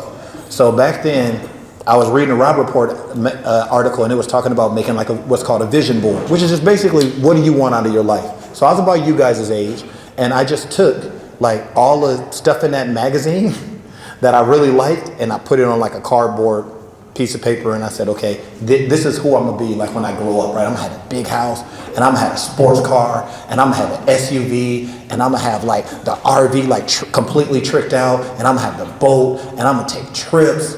And I'm gonna have money in the bank. I'm gonna have multiple houses. And I made that board when I was 11 years old. And the only thing I don't have on that board is a freaking plane. And that's Larry's fault, because he ain't helped me get that plane yet. But the only thing I don't have on that board is a plane. So if you start young and you have a vision for your life and it's what you want to do, you have to be able to see that and shoot for it. But here's the thing. I had to answer that question. Was I my biggest enemy?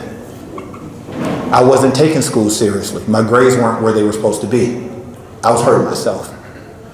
I was in the streets. I was hanging with the drug dealers and you know what I'm saying? And we'll leave it at that. But I was with the wrong crowd. That was putting my life in jeopardy, right?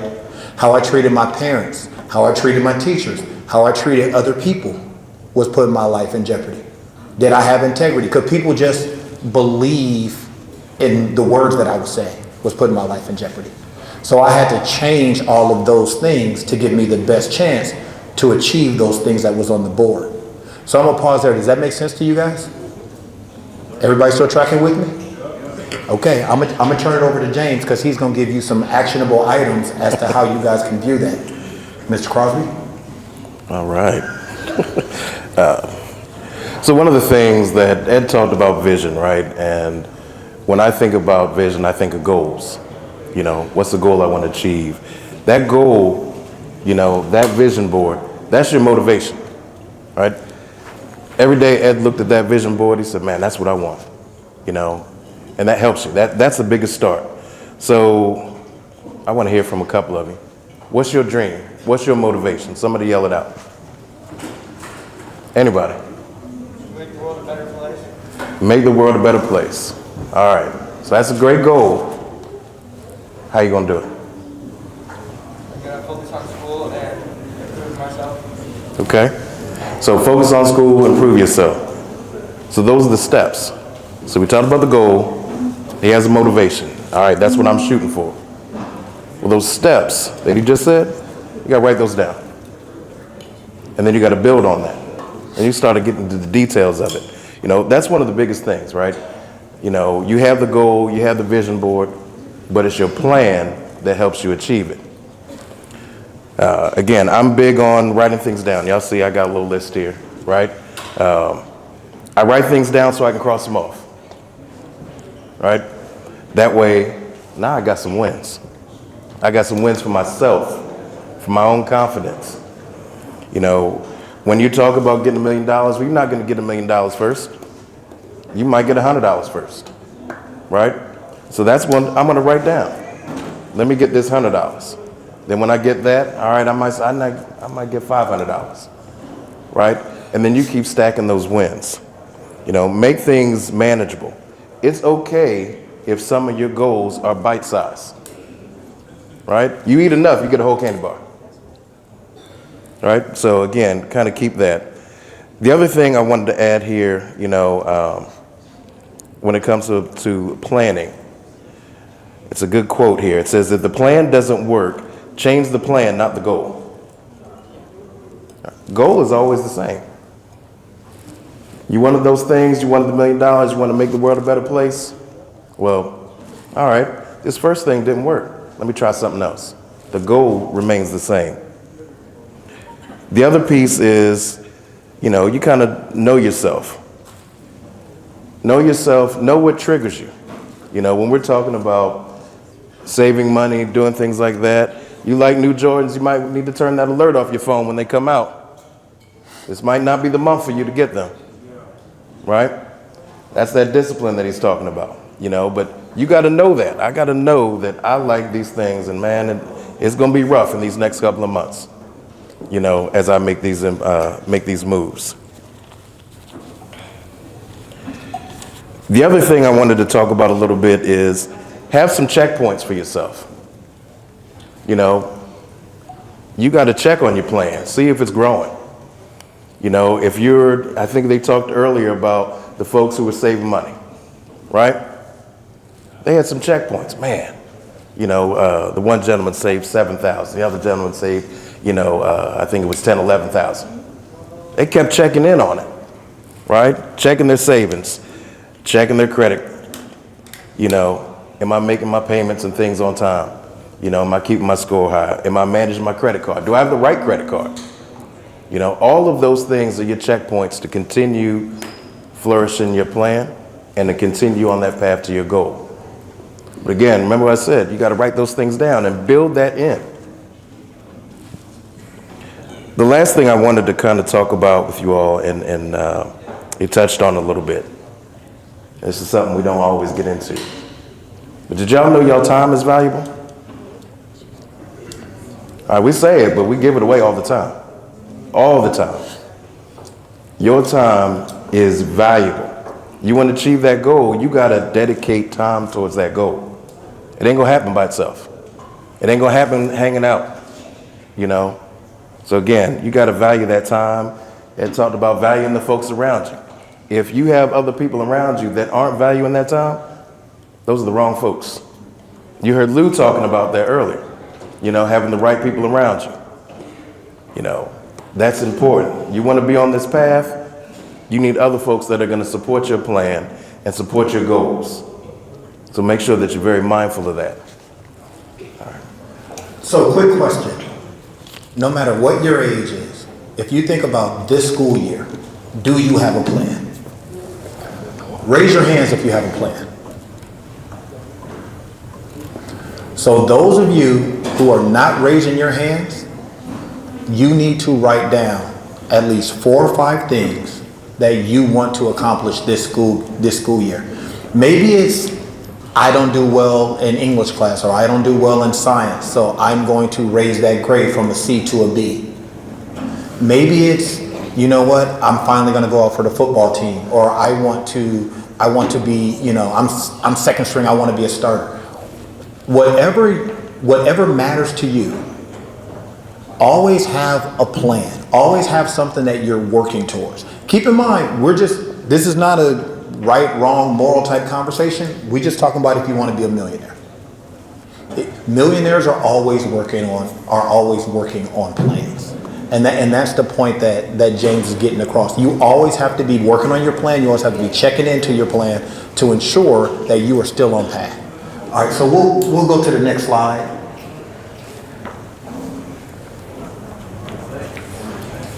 Success breeds haters. Yes. A lot of them. A whole lot of them. And what's unfortunate is that it's not the people you don't care about that impact your plan. It's not the random person walking down the street that see you in the latest Jordans or see you in the flyest car and he just got a smirk on his face or he got something to say. He don't even know you. It's your own clique. It's your own homeboys. It's your own family. It's the people closest to you. Because let's look at what hater says, right? Hater is someone who uses opinions to deter you from your goals. That's it. I ain't saying that they calling you out your name or being disrespectful, but we just talking about your plan of becoming a millionaire, right? I'll give you a perfect example. I was just talking to Larry about this earlier today, right? So me and Larry are homeboys. We're from the same type of hoods, whatever else, right? Many of you hang around people right now that you know probably gonna end up in jail at some point. Their behavior, how they treat people, they might steal, they might rob, they might be violent, they might always be getting in fights. That's only cute because y'all ain't 18. Every one of those things ends up in felonies. You know what the United States calls a person that is so untrustworthy that he needs a label, a person that you have to watch out for, a person that most jobs even don't want to hire? They call him a felon. That's what that term means in our society. Forget the technical term of men going to prison with it. That's what it means. So many of you are hanging around a person like that right now. And you could say, well, no, that's my guy though. He like that, but he's not a hater. I'm not saying he's a hater. But by that definition, you and him, say you're 16, 17 years old, 18 years old, you and him go to a party. He get into his act, start drinking, he started fighting. That's your guy, right? That's your guy. You gonna let him get jumped? No, you gonna fight too, right?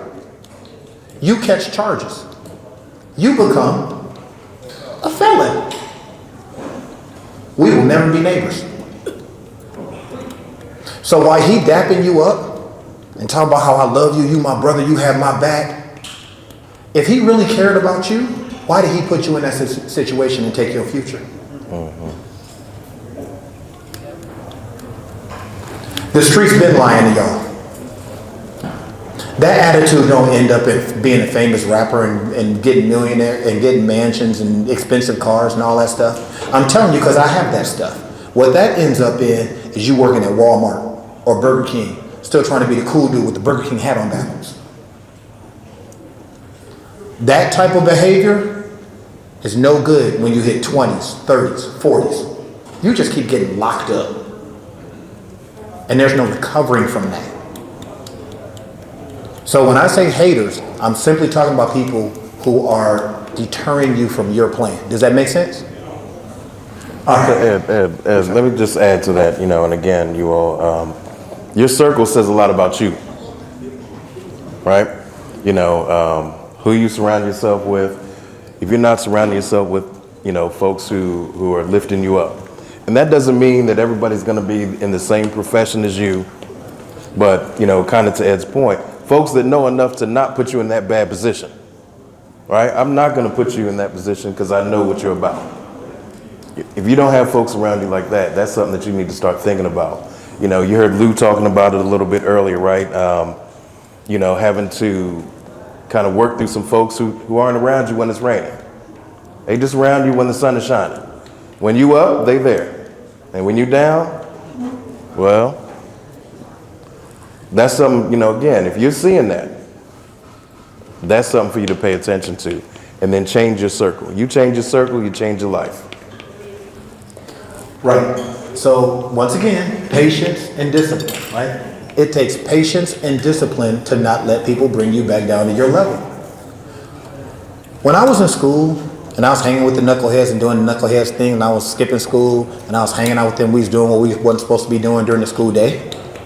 When I finally decided I wanted to go to college, and I started being the one who was going to class and started doing really good in school, and I got into the honors class and whatever else, that clique I was hanging with, do you think they was like, oh my God, you're doing so great. We want to be like you someday. We should go to class as well and try to become somebody. You think that's what happened in that clique? Nah, I got kicked out the clique. They didn't want to hang with me no more. I wasn't doing the things that they was doing. I wasn't doing the things that they considered cool. It was a clique of 4 of us. I'm me. 2 got 3 strikes and been to prison, and 1 committed suicide. I'm the last man standing from that clique. Loved them to death, never treated them any different. But at the end of the day, I had to stop doing the things they were doing because I wanted to change from my life, right? And then the last thing I'm gonna say here before I turn it over to Larry is ask yourself, if they really are for you, shouldn't they want what's best for you? And that's in every relationship that you ever come across. So while you out here doing whatever knuckleheads do, they're claiming that you with your clique and you got their back and whatever else, if they feel about you like you feel about them, shouldn't they want what's best for you? When you start focusing on your grades because you want to go to college, shouldn't they want that for you? When you start busting butt because you want to be better in your sport, shouldn't they want that for you? When you start being respectful to your parents and stop lying about your whereabouts and sneaking out in the middle of the night and doing goofy stuff because you want a better relationship with your parents, shouldn't they want that for you? Because they're your boys, right? They should want what's best for you, right? If that's not your clique, change your circle. Go ahead, LG. So I apologize for not being there in person, and so I can't see everyone, but I can't hear you. And so let's put some context around some of the things that you heard so far. By round of applause, how many of you are playing sports?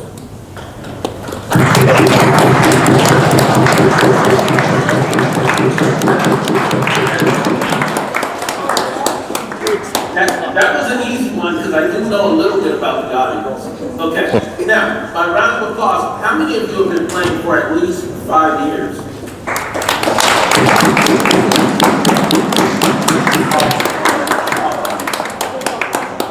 Good. Have you ever stopped to think about why you started so early and why it mattered that you started when you were a kid playing these sports? Let me fill you in why. Malcolm Gladwell, who, for lack of a better label, is a social scientist, he looked at society and he put some math around it. He said, you know what? It roughly takes a person 10,000 hours to be an expert. And in an average work schedule for a year, there's roughly 2,000 hours a year. So it takes really 5 years of you being committed Monday through Friday, 8 hours a day, working on something to become an expert. You're in that now with your sports. That's why they started you early. They want you to build what's called an expert skill set. And an expert skill set demands more money, more currency. It changes your life, period. There is a janitor in this world right now, actually, I know 2 of them that are janitors that make more than $1 million a year. Because they developed a skill set doing something that no one else wanted to do, and grew that skill set to a point where people are willing to pay them top dollar to do it. And so, when we talk about the plan, when we talk about hours, if it takes 10,000 hours, and we can debate the time, but if it takes 10,000 hours for you to be an expert, to develop an expert skill set, and you think you know what you want to do as far as your goal, but you don't have a plan, then it's going to take you longer. It might take you 15,000. It might take somebody else only 7,000. But what's worse than that is if you build your plan and put your checkpoints in it, but you surround yourself with people that are constantly pulling you away from that plan, then it's definitely going to take you 20,000 hours. It's definitely going to put you behind schedule. And so now you have to really shape your opinion and shape your circle around what's my plan? And how do I lock time to continue on my plan and still have relationships, a good, solid family relationship? There's a line from one of my favorite lyricists, Jay-Z, in a song called So Ambitious. He says, but I'm different.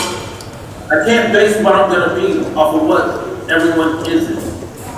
And as you're going into your plan, and as you're executing your patience and discipline, you have to remember that you have a plan. The plan's going to take you years.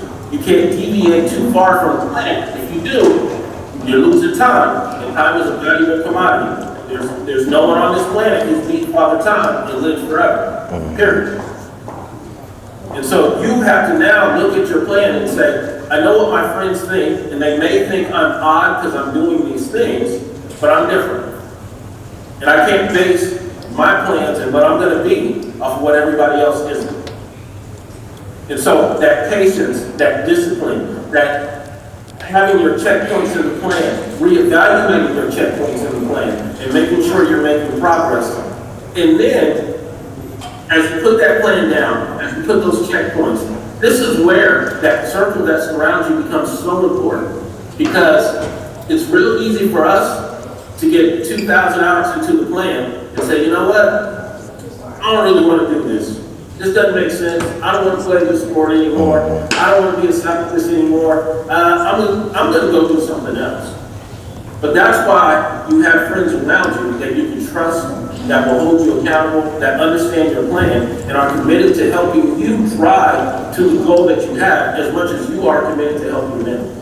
Because those are the people that are going to hold you accountable. And for many of us, it's family.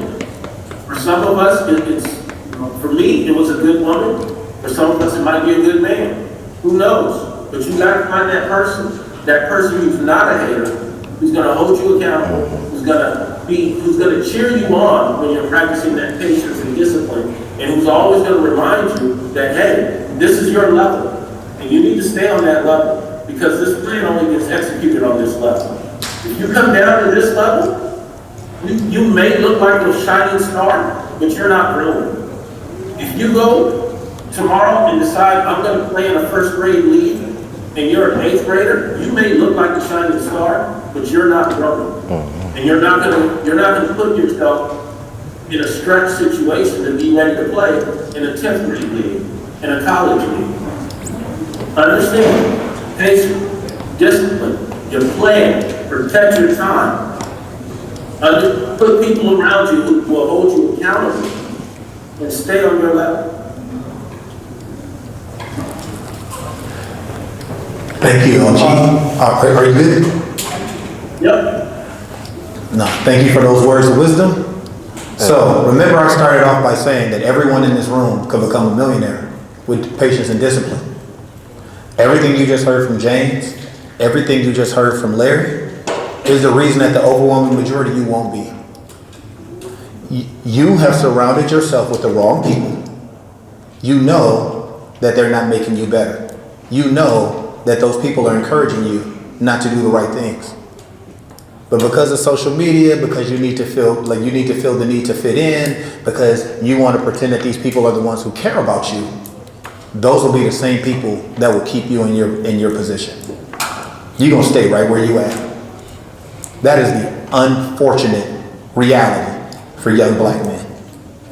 And it doesn't matter how much a KO says or Lewis says or James or myself or Larry or any of the other speakers that were up here. Bo James can scream it from the high heavens because he sees the potential in you. But until you wake up one day and realize that you want better for yourself and you're willing to do what it takes to get better for yourself, and you're going to surround yourself with better people, it just is what it is.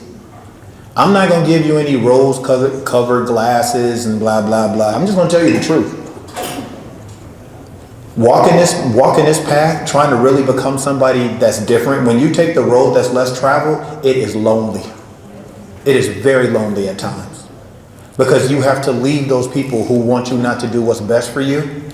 And you're going to find that like I always tell people, we're going to leave this slide on this. I always tell people this. I care about a whole bunch of people. I love and care about a whole bunch of people. But if you ask me to name the people that love and care about, that truly love and care about me, that number is a fraction. You know, like they say, real ones have a few friends, but they know a lot of people. So until you learn that discipline, we're just talking about being a millionaire. I'm not judging your life. I don't want everybody to be a millionaire. I love my lifestyle. I like being different. So I'm not here to tell you, I'm not here to encourage you like that. But I do believe that there's a few of y'all in this room that can hear this message and it might change your life. And at some point you'll be able to help me make more money. Go ahead, James. To know Ed is to know that. One thing I'll say, you know, and again, I certainly agree with everything that's being said here, but you're in this room today because you have an opportunity to challenge yourself to do something different, to be something different, to turn that corner, right? So again, I think that's something that as you think about whether it's becoming a millionaire, being better in school, et cetera, et cetera. Akeo talked about it earlier, right? It comes from within. You got to make that decision and you got to push yourself to do that. And you talked about the road being lonely. So I can tell you, I was born and raised in Philadelphia, you know, and I had this crazy idea one day that I'm going to move to Iowa and I'm going to take over this organization. You know, I had about 150 folks. Everybody back home said, oh, you can't do it. Well, you crazy. You're moving to Iowa. You are nuts. I don't know what's wrong with you. You'll be back here in a year. Well, I've been here 8 years now. I have gone from an organization, leading an organization of about 150 folks to 1,100 folks. You know, again, was it lonely? Sure. I had to cut off some of those friends that Ed and Lou talked about, right? I had to change that circle because I wanted to be great, right? And I needed to make sure that the folks around me were going to support that greatness. Again, one of the things, and you talked about a little bit, right? But do you feed into others more than they feed into you? Right? That's a question for you to ask yourself. You know, like I talked about, if it's raining, do you got folks around that's there to help you? If you don't, you know, again, that's something for you to think about. But again, you got to push yourself. One of the big things for me, somebody asked me the other day, you know, what helped me, you know, progress? I said, I raised my hand to do everything. I challenged myself to do everything. Opportunity came up when I was in school, I'll do it. When I was at work, I'll do it. Every chance I got to do something different because I wasn't doing it for them. I put tools in my pocket every day that help you. You know, one of the big things I always talk about as you go on your journey, right? You know, we've talked about this. You know, it's not just the tasks and things that you perform, but you got to take some time to think about and reflect on how you accomplish that, right? If you had a goal in sports, think about how you accomplish that. That how, you're going to be able to do it again the next time. You know, making sure that you're thinking through those opportunities. So again, just make sure you're challenging yourself and taking some time to reflect. Thanks, James. Let's go to the next slide. Now let's just get down to brass tacks. Let's just talk numbers. Remember, I said that everybody in this room could be a millionaire, right? I told you, everybody in this room could be a millionaire. Let's talk about it. Right now, there are 21,951,000 people in the United States that are millionaires. It's not as rare as your music makes it out to be. Did you know in 2021 last year, the United States grew by 2 million millionaires? 2 million people became millionaires in 2021. You guys walk by millionaires every day. If you and I just walk, if we just hanging out at Rico's having wings, you wouldn't have known I was a millionaire. You walk by millionaires every day. It's not as difficult to become one as people makes it out to be, right? The average salary in the U.S. is $1,000, $1,041 per week. Make sense? $1,041. That means if you're just average. None of you should ever settle for being average. But if you're just average, you make $1,000.41 a week, right? Okay. You want to become a millionaire? What's the easiest way? Put away $600 a month. Put away $600 a month for 27 years at an average of 10%, which is lower than what the stock market has actually averaged, I think, over how many years. I even included 2%. I even included 2% inflation. So, if I take out of this 1,041, if I take $150 of that every week and put it away, for 27 years, I'll be a millionaire. If you look at that number, especially those of you who are adults that actually work jobs and out here really hustling, you could tell yourself, like, I could hustle and come up with that $600. That's not an alarming number to come up with over a month. I could hustle and come up with that $600, right? Patience and discipline is why we don't have more African American millionaires. Instant gratification. You want it tomorrow. You know what I'm saying? I could talk to all the kids. I could talk to so many kids in here who can tell me their hard luck stories and what's going on with them. But at the same time, they got on Jordans.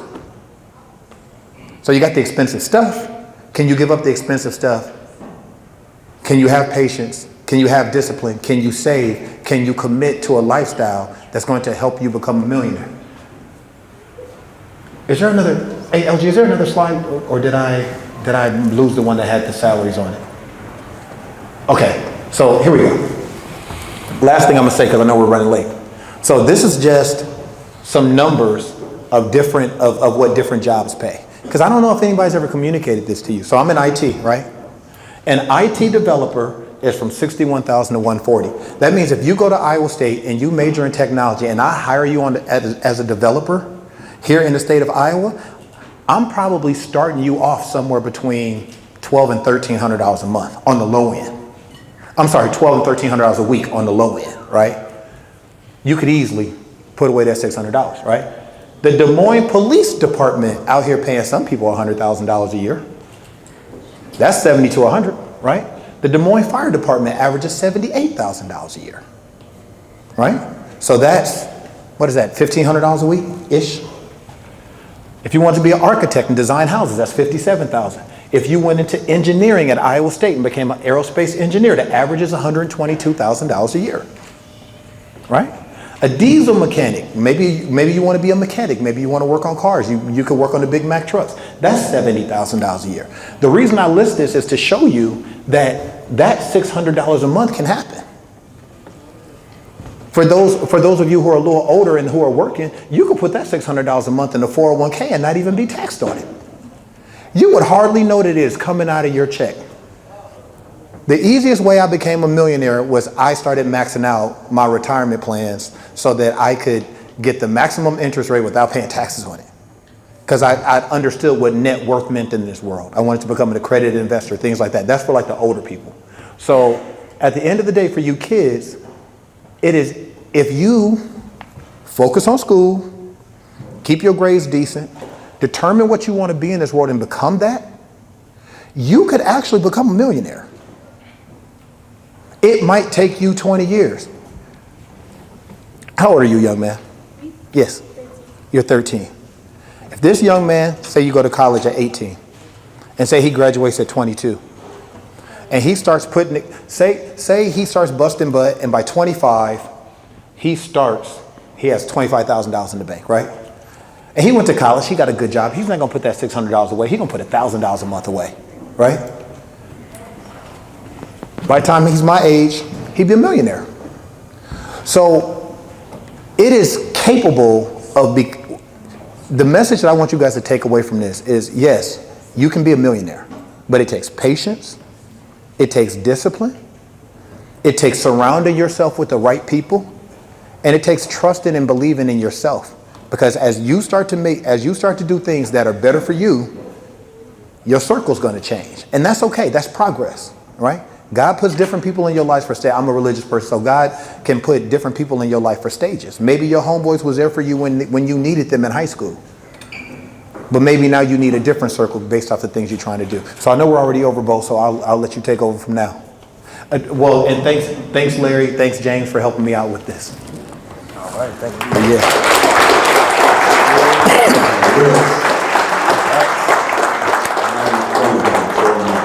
Yeah. Hey, before y'all came here today, y'all had never talked to millionaires. Now, you guys have had a millionaire conversation. You're different. You're different. You're different from anyone else who isn't here. You are different. Being privileged is having the resources to achieve your goals. When you guys came in here, you might have been called underprivileged. Now you have been introduced to resources and information to reach whatever goal you guys want, all the way up to making you all millionaires. And now you can consider yourself privileged, and don't let no one else tell you different. So now we are running a little late, so we're gonna break out into our last breakout session. I have a very, very important announcement to make.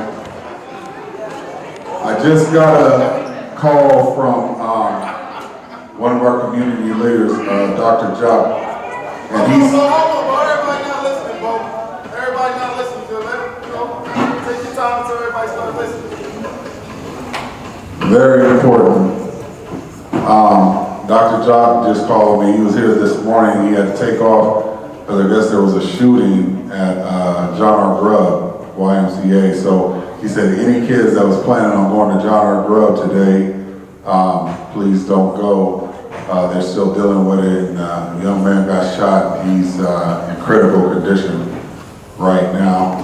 And again, this is why we do things like this. If you're here, you're not out there. And so we are definitely going to start doing things like this more often. It might look like a basketball tournament. It might look like a football tournament. I don't know. It might look like a boxing tournament. You know what I mean? Or whatever it is that you guys want to do. Or a gaming tournament. We were supposed to do that this year too. So we'll probably be doing that very soon. But please, please, please, just we need good vibes, we need good energy, and we need for you all to keep this young man in mind who's fighting for his life right now. But we need you guys to stay out of trouble, stay away from trouble, and so we don't have to make any announcements about you at anything like this. But yeah, that's very, very unfortunate.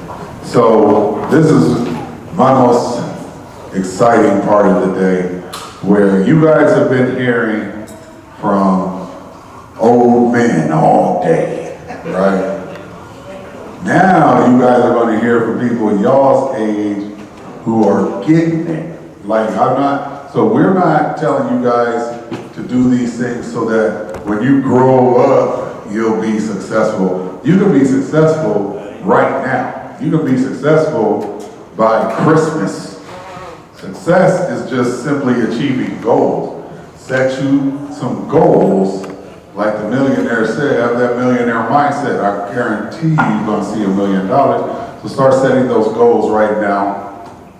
And with no further ado, I want to get into this program because I want to see what they did in this breakout session. Because hip hop is primarily arts and culture. I would love to highlight all of the breakout sessions, and I All I've been hearing is good things about our financial workshops, our leadership workshops, etc. But I know these guys are very excited to show you what they've been working on. And with no further ado, I'm going to bring up Mr. Emmett Phillips. Everybody give it up. I'm going to let him tell y'all what they've been up to and then show you better than I can tell you. All right. Thank you, my brother. All right. Repeat after me. Say win, win, win. Win, win, win. Say win, win, win. Win, win, win. All right. So, y'all know it's not easy to get up here and perform or speak in front of the public. So, I need y'all to give a big round of applause for all the young men that's getting ready to drop some bars on y'all. You feel me? You feel me? I need Felix to the stage. Brother Felix, hit the stage. I need Nate. Y'all can keep it going. I need Nate on the stage. We're going to have y'all all up here. We need Brother Jay. It ain't nobody backing down today. Or some. All right? I need Hobbs. Young Hobbs. Where you at? Huh? I need Junior. Brother Junior. He going to be a senior on this night, though. What you talking about? And Caleb. Where you at? Scared. All right? Okay. So this will be the one that I got to put. Okay. All right. So I'll let y'all pick your order. Felix is going to be our closer. So we need somebody who's brave and confident to kick it off and go first. Your piece is almost too good to go first. You're going to have somebody who's more scared. Okay. Anyway, yes. And the homies got some support. I want y'all behind them. My performers, just take a step up. All right? So we're not confused. If you're here just for moral support, my performers, step up to this line. Performers, step up to this line. Okay? You said you will go first. You're a performer. Yes, I know. Okay. So, who is brave enough to go first? I don't know why they're so shy. These young generation boys. All right? Who is brave enough to go first? Or else I'm going to do eeny, meeny, miny, mo. I'm going to give you this mic and you go flow. What's good? Is it Nate? Is it young Nate? Because I know, Felix, I might have to have you kick it off. If I let Felix kick it off, some of y'all gonna feel some type of way though. I'm trying to help y'all out. Yo, can we give them some noise so they can start loosening up and feel comfortable? They a little shy. Come on, man. Who is going first? Before I get to start throwing hands up here, bro. You got the quote. Oh, I know. You got the bag. Set the Hobbs, you're confident. Somebody gotta give me something, bro. All right, and you're Jay, right? Yeah. All right, can I get a big round of applause for Jay? Step it up. Okay, so I'm gonna put this on you. Okay. Here, hold this mic. I know. He's good. He's good. He's good. Here, let me go. Okay. All right. Yes. Let's go. Let's go. Win. I gotta stay up. I gotta stay straight. I've been wanting to make it out the state. Fuck. Yeah, take your time. You got it. You got it. Hey guys, give him some snaps. All right, maybe start. Yep. And don't worry about rapping. Just make sure you say it. I gotta stay up. I gotta stay straight. I've been wanting to make it out the state. As I do that, I stay on my grind. I got big dreams. Shoot. You got it. Keep going. Take your time. You got it. Got big dreams that run through my mind. I'm not tripping. I know it takes time. I'm gonna keep rolling, just like my rhymes. Got to make my mom proud. Visit through the clouds. Before I get off, remember the name: J. Sean White, aka Hall of Fame.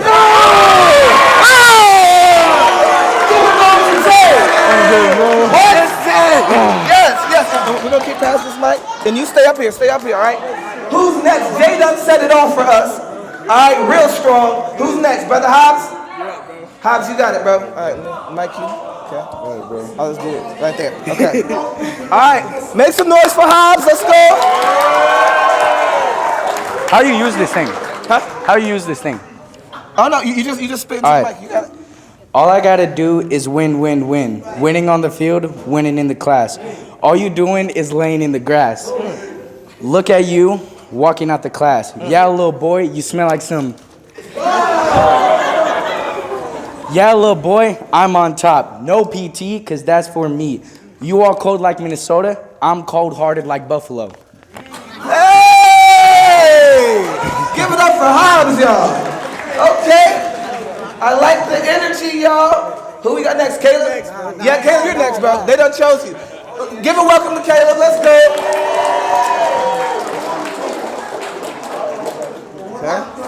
Okay. Go ahead. Sauce it up. Sauce it up. I'm going out for the route. Hey, hold on. Oh, okay. So louder so they can hear you and take your time. Sauce it up. I'm going out for the route. You know I'm the best. I play for North. You know I got polar bear on my chest. I do it all. I gotta win. And I ride it with my twin. Gotta make it out the hood. That's where it all began. Wait! I knew you was gonna eat that. Yeah. Polar bear on his chest. What are you talking about? Yeah. Okay. Nate, let's go with you because you do not want to follow those two. I swear to God. All right, here you go. All right, perfect. All right, let's give it up for Nate. Nate, the great. I will never give up while I'm dreaming. My dream is become the first wrestling. All I have to do is eat healthy foods, apples, oranges, and carrot, and some spinach too. Then I will become the first wrestling champion. Nate got them big dreams. Great job. Keep it going, since Nate. Yeah. All right. And what's your name again? Theron Hobbs. Hobbs? Yeah. Oh, you're Hobbs. All right. All right. Make some noise for Hobbs. Let's go. Come on up here. I hope y'all ready for this piece. Listen up. You gotta find a victory in everything, whether you rap, rhyme, or sing. Not every win is going to be put on the stat sheet. There's not always an opponent to beat. Try to win at life first, then let your spirit burst. You could be using a melody or a blank canvas. You could be at a high school campus. Win at your game, make sure everyone knows your name. Find your special thing, even if it doesn't get you a gold ring. What do I have to do to win? Keep the fight and not give in. Keep striving and grinding, fill your page with lightning. Electricity flows from everything I do, and I harness that energy for me and you. I make my stories to inspire and build, every page is filled. I fill it with creativity and what the people need. I want to make sure my people feed. Right now the light's being turned on, time to flip the switch and get gone. Keep it going to that young man. Let's go. That's how we win. Say win, win, win. Win, win, win. All right. All y'all been phenomenal. We got Brother Felix up next to close us out. All right. So let's make some noise for Brother Felix. Let's go. Hold this on the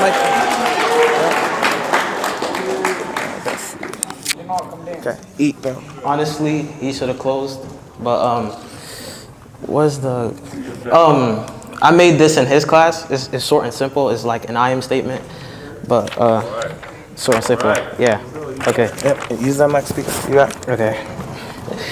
I am Felix Bagbo, designed for storms, giver of love, seeker of purpose, home to the homeless, fighter of truth. I am many things I can't even comprehend sometimes. But when the world throws its obstacles, I recollect that I am a product of God, and every product of God is destined for greatness, regardless of any circumstance. I am great, you are great, we are great, win, win, win. Everybody! Hey, y'all, come up. Hey, guys, come up to this line. All right. Hey, they didn't believe in us, but I did. Hey, give it up for everybody that performed today. Let's go. Keep it going to these young people. That was amazing. All right. We're going to turn it back over to Bo. Thank y'all for being a great audience for these young men. Win, win, win. God did all that. That part. Okay. Oh, Brother Felix, we take a picture, I guess. Okay. Oh, thank you. Please. Yeah. Move. All get up there with them, get these pigs.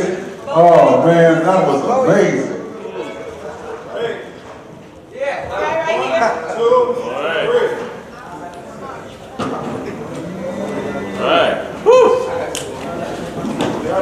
Yeah.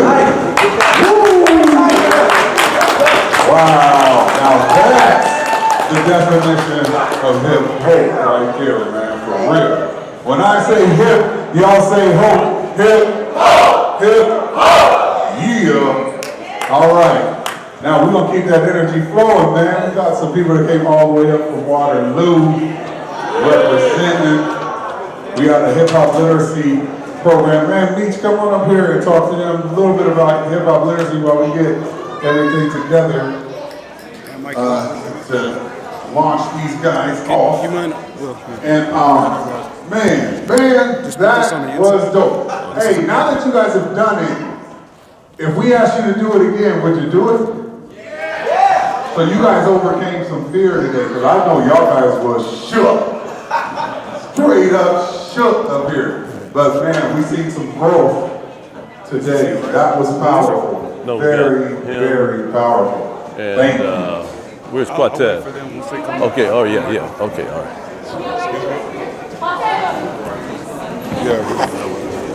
Okay, so let's You got the keep music it pulled up? moving. Yes, hip-hop literacy. All Let's right, you got the go. music? Yep, you gonna tell them about hip-hop literacy? Yeah, okay, all right. I don't have much to say because hip-hop literacy is really about listening to young people. So I'm 60 years old, and when hip-hop came along, I didn't like it. It sounded crazy to me. But, I was committed to young people who really weren't being served by the educational system, and they loved hip-hop. So I had to learn. And so as I learned, I started to appreciate, and then I saw the power of what hip-hop can do in terms of helping young people learn.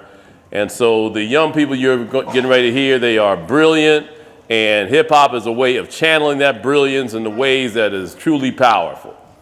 And so I don't know which, so you're going to hear one song about winning, and another song about stopping all this gun violence. And so, yeah, but give us a hand on that, because we got to stop all this gun violence. And so there's two artists. First will be King Jimmy. He's 10 years old from Waterloo, Iowa. And he came up with this song really at Bo's inspiration. Bo was talking to some high school students. We didn't even think he was paying attention. And then 2 days later, he showed me his cell phone. He got a whole song written out about stopping gun violence.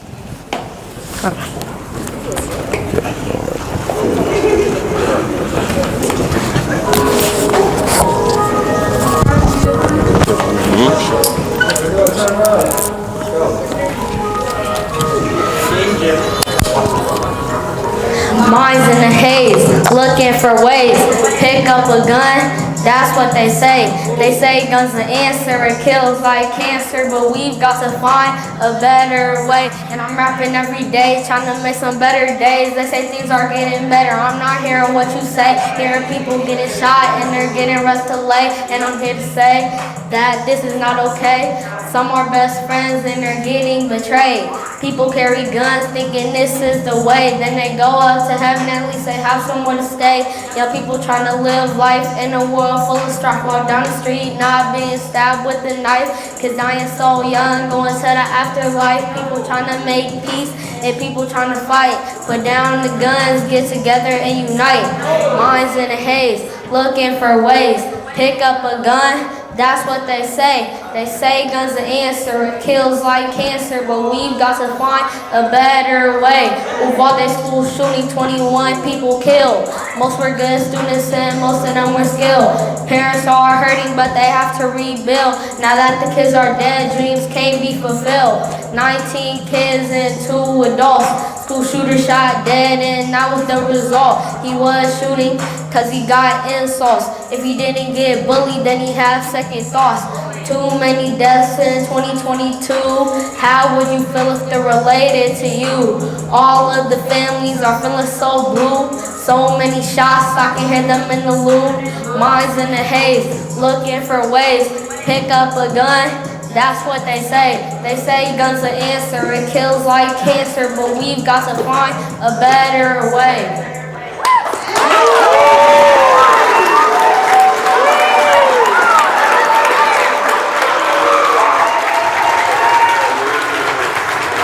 That's so on point, man, with what just happened. Again, that reminds me of what just happened over there, John R. Grub. But man, that's right on point. That's always relevant, man. That's the definition of hip hop, Mr. Jimmy. Thank you so much, sir. Yeah. Yeah. All right, let's keep it going. Let's keep it flowing. Next, Go ahead, meet him. I'll let you introduce him too. This is Cortez. He's going to talk about winning from his perspective. I'm so proud of this young man because he's been around some difficult situations, but his dream of hip hop has been so strong, it's carried him through. And so now he's with Bo and he's taking it to the next level. Yes, let me, man, Quantez, man, this story touched me so much because when we were sitting and we was talking, first thing he said was, he wants a studio, come on up, man. He wants to put a studio in his own home, and he knows that that's going to keep him out of trouble. So I'm working diligently to make sure that this man gets a studio in his home.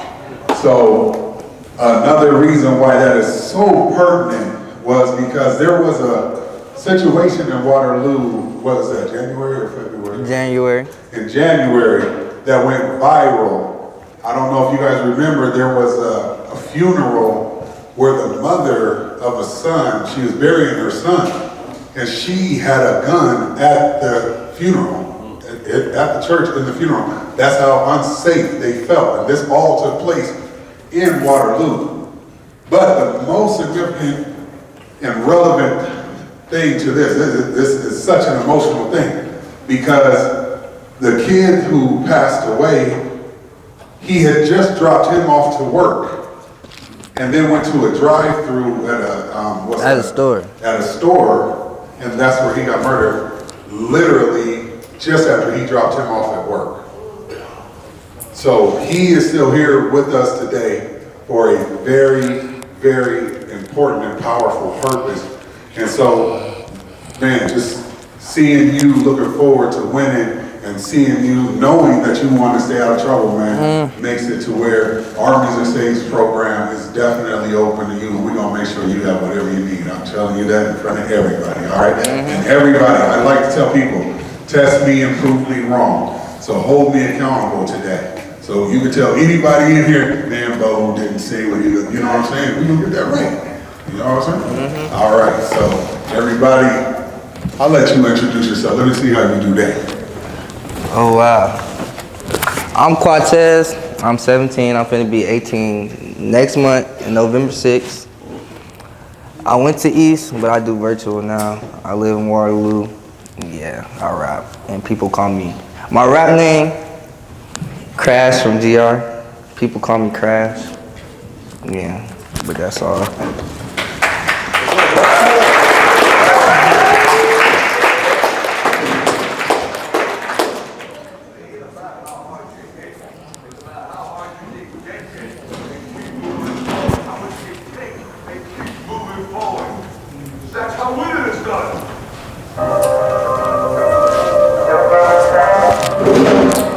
Dang, it's a lot of people.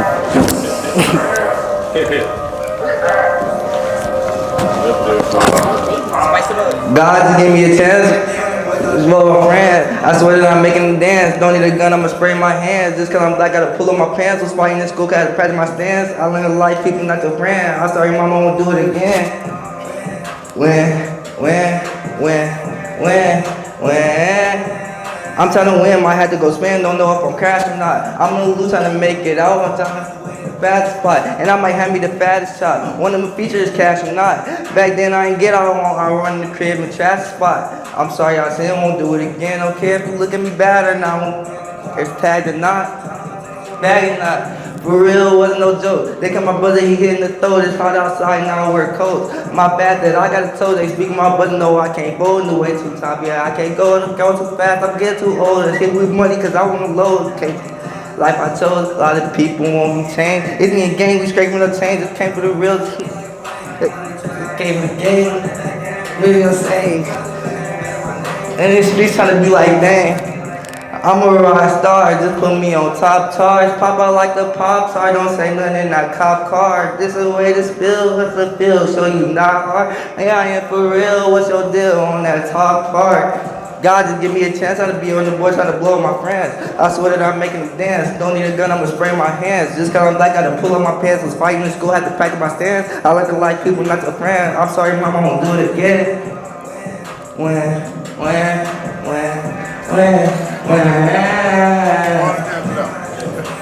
Crash or not, I'm gonna lose as I make it. I'm just trying to find me the fattest plot, and I might have me the fattest chop. That's all.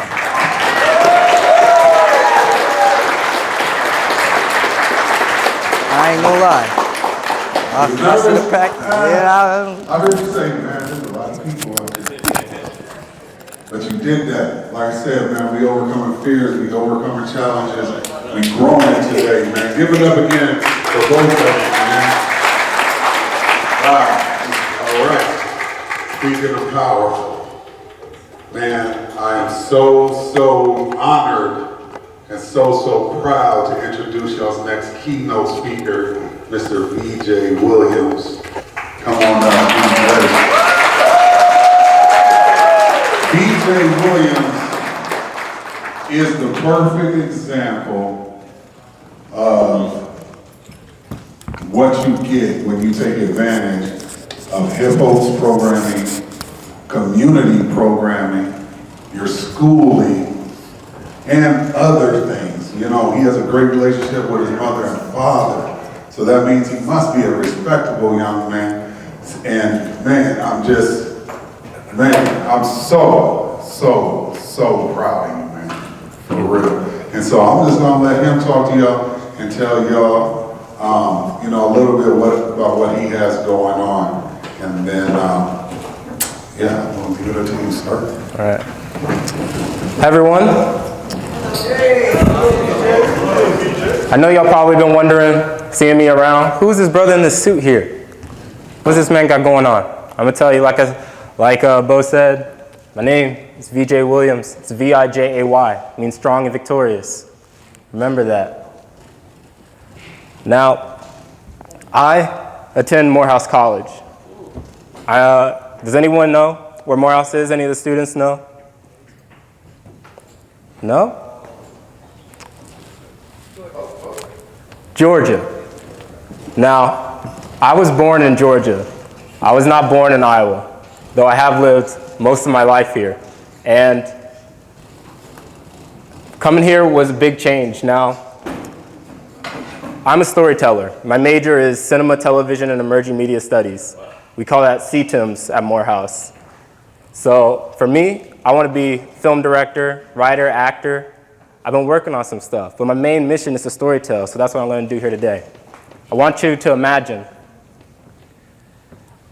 that you are up and coming as a young man in your cultural mecca, wherever your background's from, whether that be the black community, the Hispanic community. You're in the place where everything is happening. Everywhere you look, you see someone that looks like you. Everyone you meet is trying to help you out, trying to bring you up. And then I want you to imagine that all of that disappears. I didn't realize it at the time, but that's kind of what happened when I went to Iowa.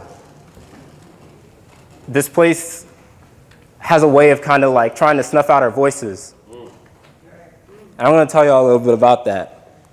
I came here about like 2009. I was in second grade. Went to Sawyer Elementary School in Ames, Iowa. Some of y'all may know where that is, y'all Ames Middle School kids. I was in second grade.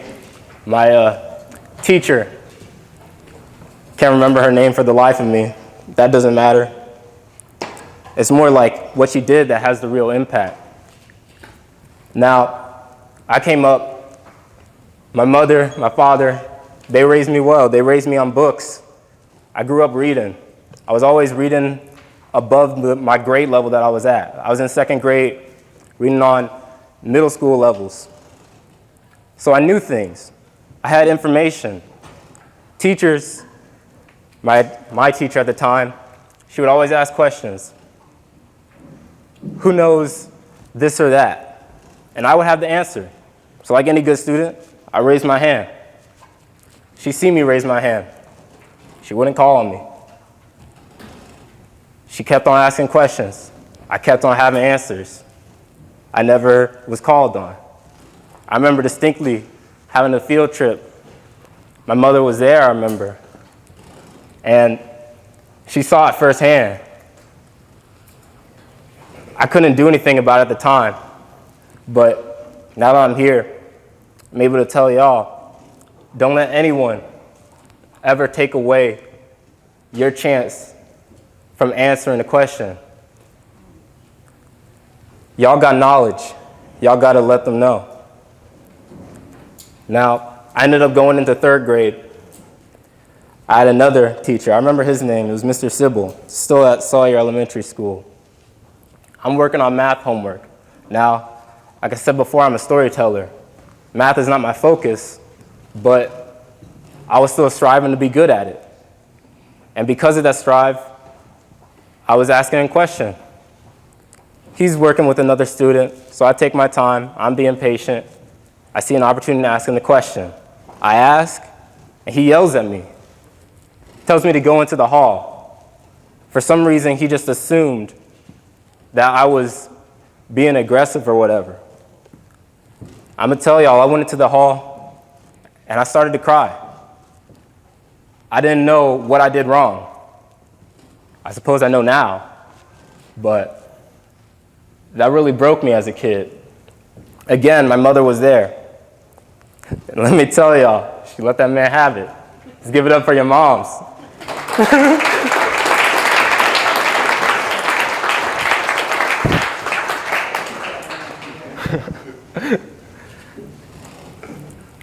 Next thing I know, I'm out of that school. I'm not in Sawyer anymore. I ended up going to a different school, Ames Christian School to be specific. And it was there that I started to change. I started to become a little bit more privy to racist encounters. But I still had some kind of problems where I would kind of let that slide. I let this state kind of change me in a way when I was at Ames Christian School. There would be comments that teachers made, that other students made towards me specifically, that would just be some uber racist stuff, you know? And I wouldn't know how to respond.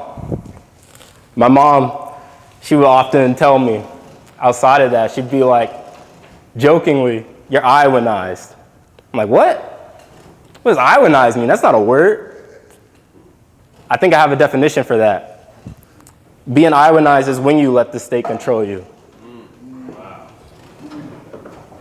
It's when you let them put other stereotypes on top of you. Let them make the definition of who you're going to be. Once I got out of Ames Christian School, I wasn't having that anymore. Once again, it was my mom. I'm pretty sure she emailed me this opportunity to meet with this group.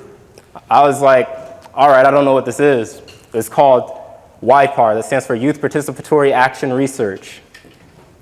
And let me tell y'all, YPAR changed my life. Currently, I'm 19. I've been working in YPAR since middle school.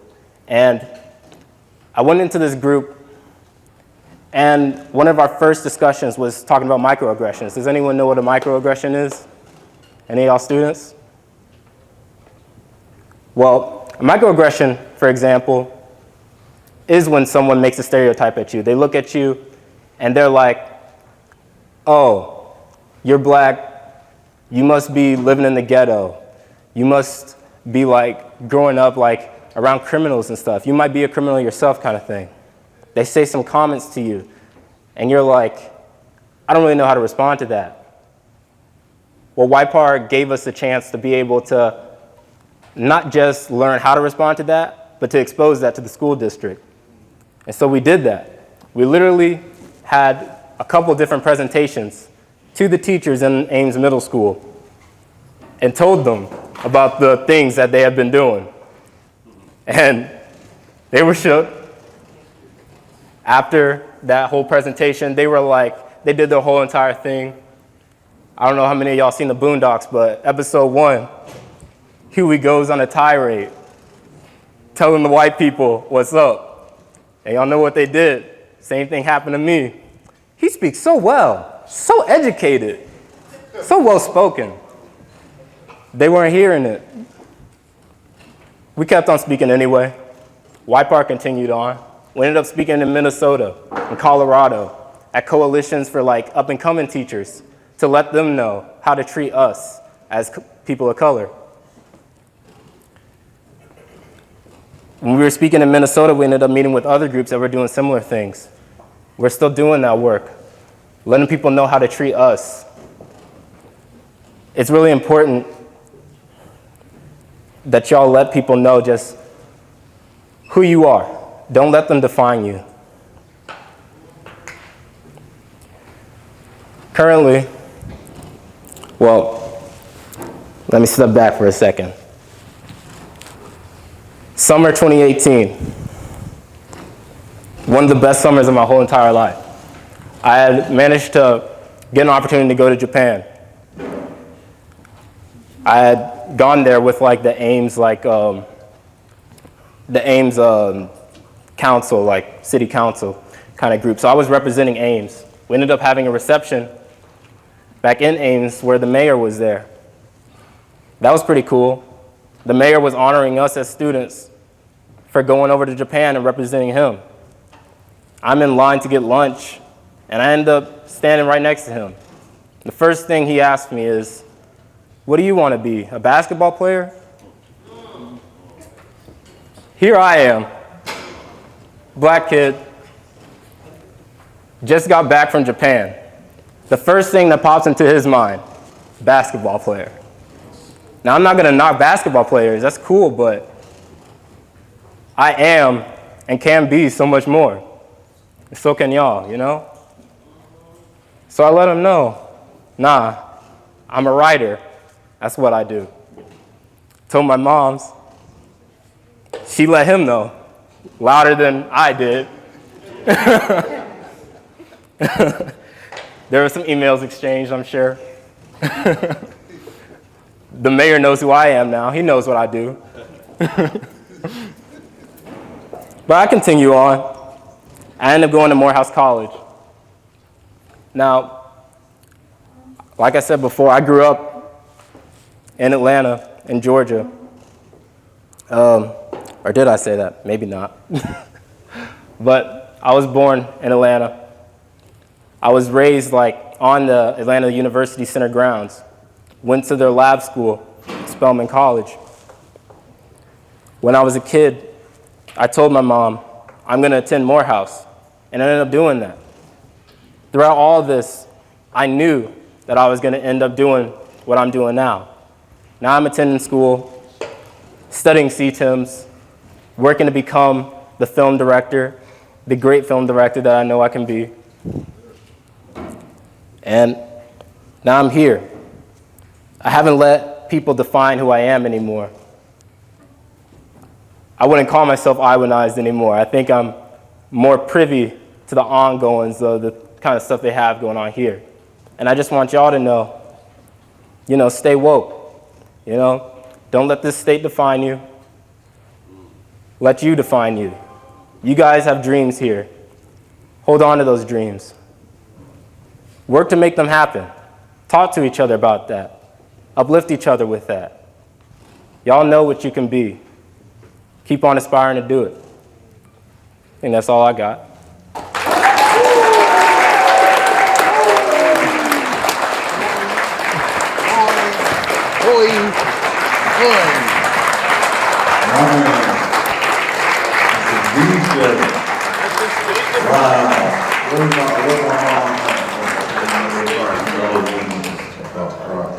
But man, BJ, again, I can't tell you how proud I am enough. Can you tell them also, like, what was your internship this past summer? Yeah. So, this summer, I got the opportunity to keep on working like in media like I've been studying. So I ended up joining the Emerson Collective. Now, how many of y'all know who Steve Jobs is? Raise your hand. All right, Steve Jobs, founder of Apple. Well, his wife, Lorraine Powell Jobs, created this organization called the Emerson Collective, which basically helps and different social justice opportunities in all kinds of ways. They have their hands in just about everything. And it's a really cool opportunity for young men like us just to be able to get started in careers that we want to do. I was part of the Emerson Collective this summer, and I was able to go to New York for the first time. I went to California for the first time, getting to see the inside of the whole entire media business. I was meeting with executives, sitting in on their sessions, seeing how they were working I was literally in meetings where they would be talking about the kinds of films that they'd be making, the kind of actors that were going to be a part of these. And I was like, this is the room where it happens. Quote Hamilton, you know what I'm saying? Yeah. But I want y'all to just stay privy to the kind of opportunities that you have here, you know? When you get the chance, look up the Emerson Collective. They have a youth collaborative. When you guys become of age, I want y'all to apply to that. They have all kinds of different paths that you can join. Media, immigration work, all this kind of stuff. Journalism, everything. So yeah, stay privy to the kinds of opportunities that y'all have here. Y'all have a lot. I heard you say the word privy a lot, and privy is the root word to privilege. Again, I want to remind you guys, man, you guys have become privileged today. He was privileged to be able to even get into the room or even with the information that he just gave y'all. Because that's the most important part. He didn't say that what he's doing, only he can do. He just said, you guys can do it too. Gave y'all the link. You know what I'm saying? Gave y'all the plug. So man, again, I'd like to real quick, my hip hop board come up on the stage real quick. Our treasurer, secretary, vice president, president. We got something for you, sir. We got something for you. It's like I said, man, it's joy, pride that I get, we all share equally, man. You and your whole family. So, let mom present that to you. I'm gonna cry. You know, it's a privilege and an honor to watch our own. VJ started with us 7-8 years ago in all different programs of hip hop, very attentive and so on and so forth. So now that he's grown into a fine young man, that we're so proud of you, we want to give you this award. It says,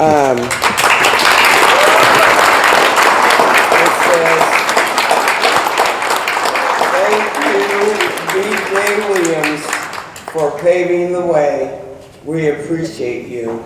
Hip Hop Inc., Young Men of Color 2022. Thank you for paving the way. And being a living, outstanding here, man.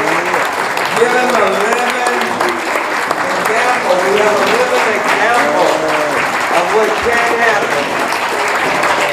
And we also would like to invite his mother, Miss Katrina.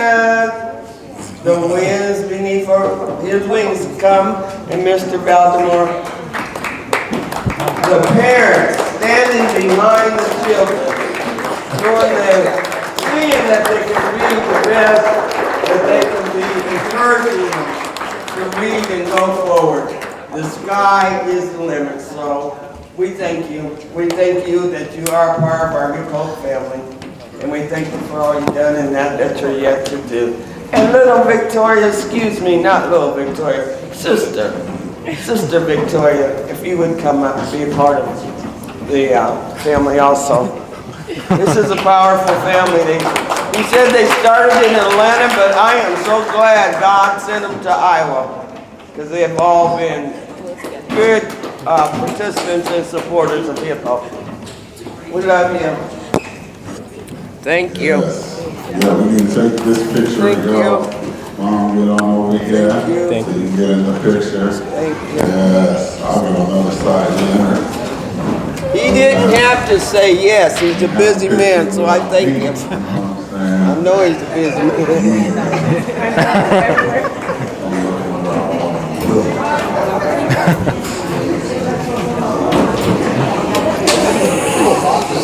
Sky's the limit.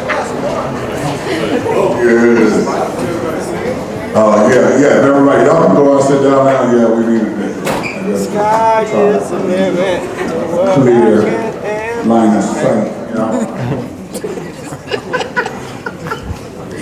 The sky is the limit to what I can have. For real, I'm telling you. Reach for the stars, just might be. 3, 2, 1, and one more. 3, 2, 1. All right, thank you. Cheers. Good job, When I say hip, y'all say ho. Hip. Yeah. Okay, we have, another very exciting, amazing. Here's your box, mate. Youth keynote. And, just 3 weeks ago, I thought we was done with all the planning and all that stuff for the conference, and we could just cruise it out. Then we found ourselves in Atlanta at the BET Hip Hop Awards. There's a couple artists that have come out of Music Saves that is now traveling all over the nation and doing music. And so they've done the BET Awards and the BET Hip Hop Awards. So we was in Atlanta. We had one day where we had to go to Macon, Georgia for a media day. So do podcast interview, radio interviews, and things like that. We had walked in on a ceremony where this young man was celebrating just signing a contract, a multi-million-dollar, I ain't gonna tell you how much, I am gonna say a multi-million-dollar contract for producing beats. And when they said the age of this young man, I was like, what? 13 years old. 13 years old. And so, I'm gonna let them guys come up and tell you the rest of the story. But man, the mayor was there. They named that day. They named that day after you. So he has his own day in Macon, Georgia. He, 6 years old, Barack Obama shouted him out and acknowledged him for being a drummer and all that stuff. I'm gonna let his dad tell y'all the whole gist, you know what I'm saying? So Mr. David, can you come up? Big Sean, can you come up? And then we also have beats by Avery, Mr. Avery Brown coming up. Everybody give these guys a round of applause. Like I said, you don't have to wait till you grow up to be successful. This is young, man, he's 13. Raise your hand if you're 13. You get what I'm saying? How many of y'all under 13? Y'all trying to be millionaires by the time y'all 13? I want to be a millionaire when I'm 13, when I grow up to be 13. But man, hey, these guys, so, I cornered Pops here because I was like, okay, who's the representation? I'm into the music business. I knew I couldn't talk to Avery. Took a picture with Avery. I knew I couldn't talk to him. I had to talk to the representation. Everybody pointed me to Pops right here. Man, I said, man, I'd be honored if you guys could come up, see what we have going on up here, because a lot of y'all need to know him, need to have access to him. What is he doing on a daily? What kind of discipline is he applying to his life? What kind of values does he have? What kind of standards does he hold himself to in order to get to the position he's in at such a young age? So, graciously, Mr. Brown was like, we'd love to do it. It's coming up. We made it happen. And now they're here. And hey, with no further ado, man, I want to introduce Mr. Beats by Avery. Give it up for Mr. Avery Brown.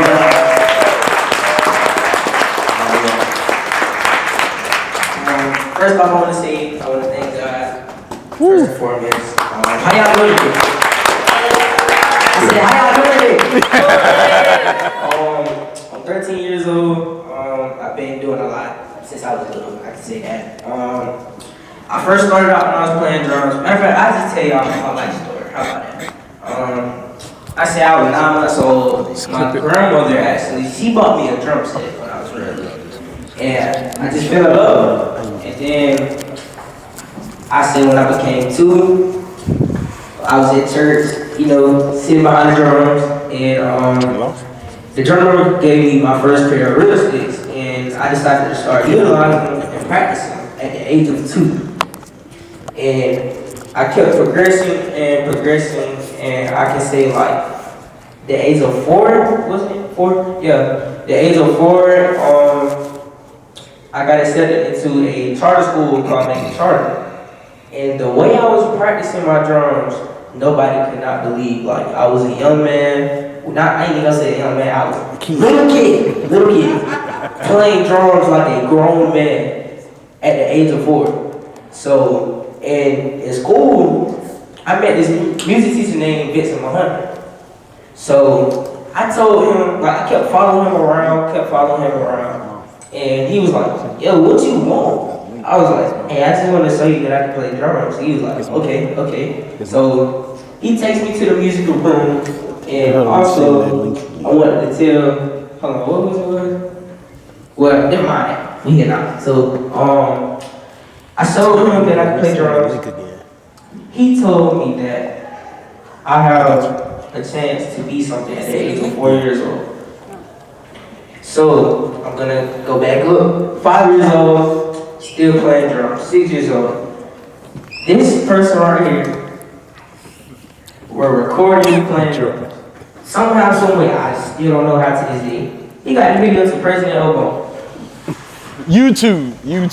Okay, YouTube. I do that, but YouTube. So at the age 6-year-old, President Obama recognized me and sent me a letter and says that I play drums very good. I mean, of course. And keep doing it. And keep going. So that's my young story. So I can say like producing wise, I can come up to that. Y'all wanna hear that? So producing wise, I can say I started out 2019 and I was trash. I was trash. Straight trash. I can say that. So 2019 I started out making beats, just trying something new. And he heard me make my first real beat, and he said that I got a chance to be a producer, and I was like, nah, that ain't what I want to do for real. I just wanted to make that as a hobby. So I was just doing beats for fun, and we were posting it to social media, and people was telling me like, man, what? I did not know this kid know how to make beats for real. And I kept telling them like, nah, man, this is like something I want to do for fun.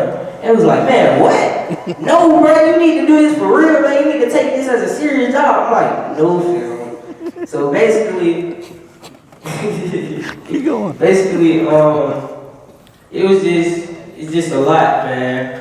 So after that, I came across this dude named Corey. He works for Boot Camp in Atlanta. So he helped me get to, I can say he basically helped me get to where I am today. Development. And he developed me to be where I am today too.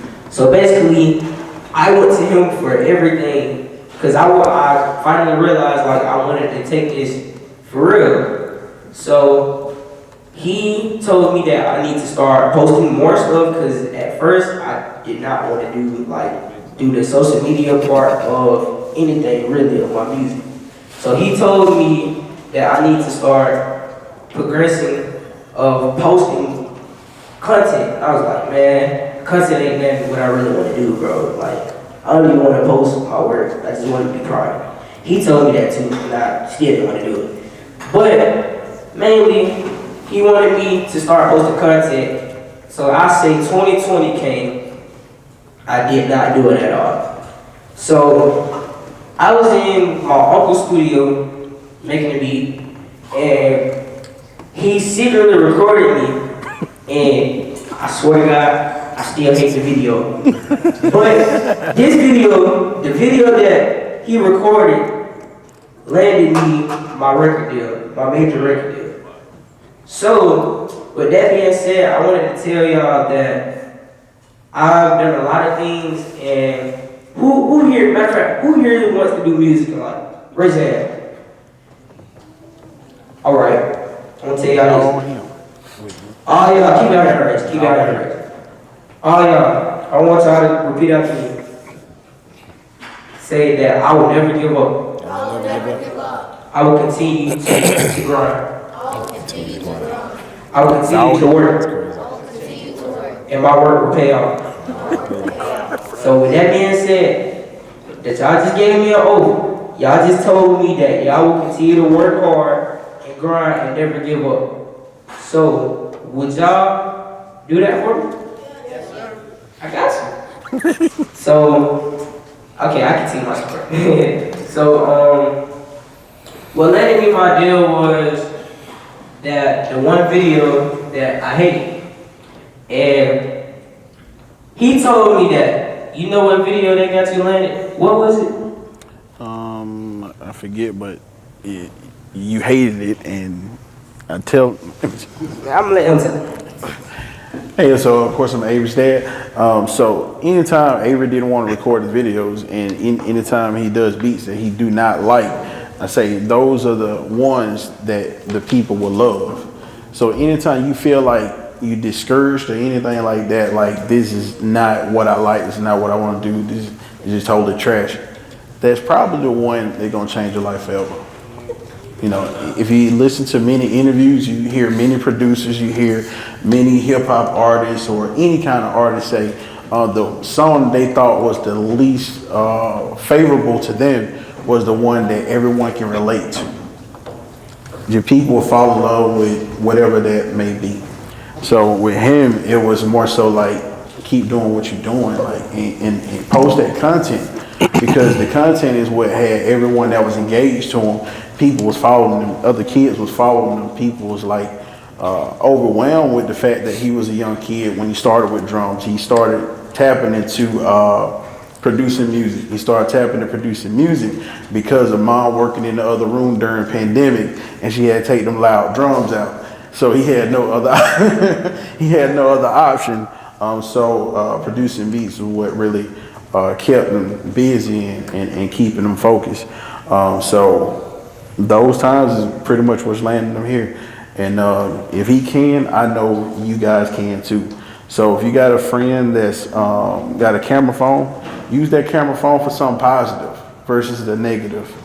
Have your friend to post your stuff. No matter if you're playing football, no matter if you're playing basketball, no matter if you write music, you do poetry, no matter what it is, have your friend to record your stuff and promote you just like they'll promote the new Jordans that's coming out. Have your friends to promote you just like anything else, whether it's new McDonald's sandwich or whatever. Have your friends promote you, because that's what we did for him, to push him to the people that was in a higher position that can help him. So the same thing can happen with you. It's no difference in him or yourself. Just look in the mirror. Y'all the same age. Y'all been around a lot of people that gave a lot of valuable information that I took, he took. So when we go back home, we got a lot of new information to apply. And I pray to God that each one of you kids applied as well. So that's my story on behalf of him. And I'm going to turn it back over to Mr. Bo. Well, no, matter of fact, I'm sorry. And we have one more person. You could have ended it. Hey, what's up, man? I'm Ayo Sean. I produce as well. In my case, I didn't even realize when I started back. That was when he started. Right. So I started back producing in 2019. I had stopped, started focusing on other stuff or whatever. Long story short, I was looking for my purpose in life. It led me back to my passion. Simple as that. Since then, life has turned around, like for real, man. Picking it back up, picking the beats back up, whatever, man, it's put so many people in my face. It's crazy. One of my favorite producers of all times found out about me, following me. You know what I'm saying? Being that I put myself online in this case on social media, it's led me into good situations, even here. You know what I'm saying? One of the things that motivated me to even get back on it, even though I was on at this point, was seeing him. Was that the video I saw? Yeah. In the studio. Because in my area, I'm just gonna be 100%. Most of the people that to me suck. So, when I saw the video with him, you know what I'm saying? I was like, yo, this, I ain't gonna tell you the word I said, but I was like, yo, this little dude dope. You know what I'm saying? So I'm gonna hit him up. And from there, it's been on since. Now, shortly after, that's when I found out all the other stuff that he told you. I'm like, yo, whoa, what's up? You know what I'm saying? So long story short, man, you never know where your passion will lead you. You know what I'm saying? If you lay it down, you'll never find out. Period. Simple as that. If you don't pursue your passion, you won't find out what could have happened, what you could have did in life. You know what I'm saying? And you'll be around here moping around, just, telling people I'm living, I'm good. Thank God I'm still here. All the trash. You know what I'm saying? You're not doing nothing. So at the end of the day, never give up. If you do, pick it back up. Simple as that. You never know where to lead you. You never know who you'll meet. And, let's go from there. Tell them where to follow you at. Oh, yeah. So before he tell you that, my IG is Ayo Sean. The way you see it on my hat, go crazy. That's my IG. I'm going to let him get his. My Instagram and Facebook is Beats by Avery. And how you spell that? BEATSAVRY. Well, I try to spell it. Okay, that's it. Okay, now, if you guys don't mind, if you guys have any questions that y'all want to ask any of these guys, now is the time to go ahead and do that. Don't be afraid. Like she said, don't be afraid. You're more than welcome. What's the question you have? No question is a stupid question. There you go. Got one. Favorite beat? Do you have a favorite beat? Of course, I got plenty of them. Yeah, bro. I got plenty of favorite beats, man. Yeah. Hey, let me tell him. Hey, one thing about that though, especially if you watch these interviews, your favorite beat is not the favorite beat of a lot of these artists. Your worst beat is their favorite beat. Simple as that. So like that worst beat of yours, don't throw it away. Straight up. Got another one.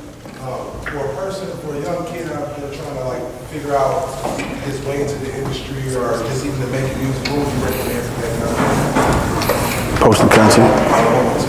I'd say just posting content on social media and trying to get that out to people. Let me add to it. Go ahead. I'm trying to ask, do you hit the drums hard? Do you hit the drums hard? Yeah. I be taking my hair out. How you stay motivated if you come from an area where you don't got a lot of opportunities for you? Wow, that's a good question. Cause where I'm from is the capital of music. So I can say for people who don't have that opportunity, mainly I can say just still posting content on social media. And I'm letting my dad. To answer that question, it simply is networking. So anytime that you want to do anything that you would like to do, you just have to find the resources. Whether it is social media is really your outlet to whatever it is you want to do. For example, if I want to own a restaurant, my best bet is to find the people that own the restaurant, network with those individuals, send them a message, and utilizing social media in the right way versus the wrong way. So that's what it makes sense? All right. Next question. Can I get a feature? Oh man. Is it a feature? You said a feature or a picture? Picture. Both. Yeah, Any more questions? Any more questions? What software is you using to make your beats? FL. Now I'm gonna put him on blast. He used this weird thing called machine. It's dope too. Nope. Yeah, you sure? What was it called? You sure about that? Machine? Oh, yeah, I remember that. Uh-huh. You sure? Take out the questions. Take out the questions. What's up, bro? Oh, that's a good one. That's a good one. I can say Twisted Genius, Weezy, Bolo. I can say Drummer Boy. Drummer Boy. Timmy the Hitman, produced by DB. DB. It's a lot. A lot. Any more? You tell them, where all do you play the drums? Like, what all different? Alright, truth be told, I play everywhere. I'm 13 in adult clubs. Like, I play drums for bands in clubs, lounges, church. I do events, anything really, maybe. So who did you most recently get requested to play for as far as drums on tour? That just came. Oh, I just got requested to go on tour to Texas, California, and some more places, but like gospel people, what's the name? She was on BET Best. Quartet. Who? Tell me who you know? Mike? Randy. Oh, Randy Cool? Yeah, this dude named Randy Cool, he's fire. And also, like, a lot of gospel greats. Some people who's on this show called Sunday Best. Yep, that's it. Yeah. They requested me to go on tour with them. So, yeah. Yeah, man. You want to ask you a question? What you asking?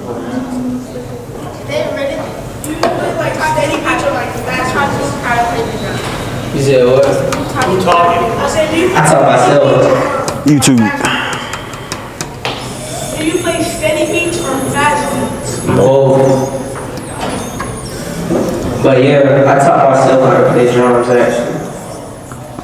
When I was real little, like. You can start watching YouTube. And also YouTube.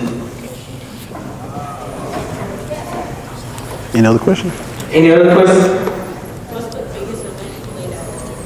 Wow. It's a lot of those, ain't a lot. The biggest event. What's the biggest event he's played for? A lot of those. Pan African Festival. Say Pan African Festival, Macon. The music awards that we have. I can say 478 Music Awards. 478 Music Awards. I travel to play in events, stuff like that.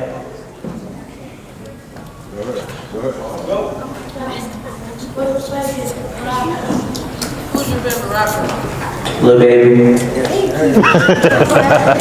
Hey, man, You got yes, my man sir. right here. Right here. Do you dance to your beats? Nah, I can't dance for nothing, bro. You be vibing though. My friend asked if he could get a picture with you. Yeah, I got you.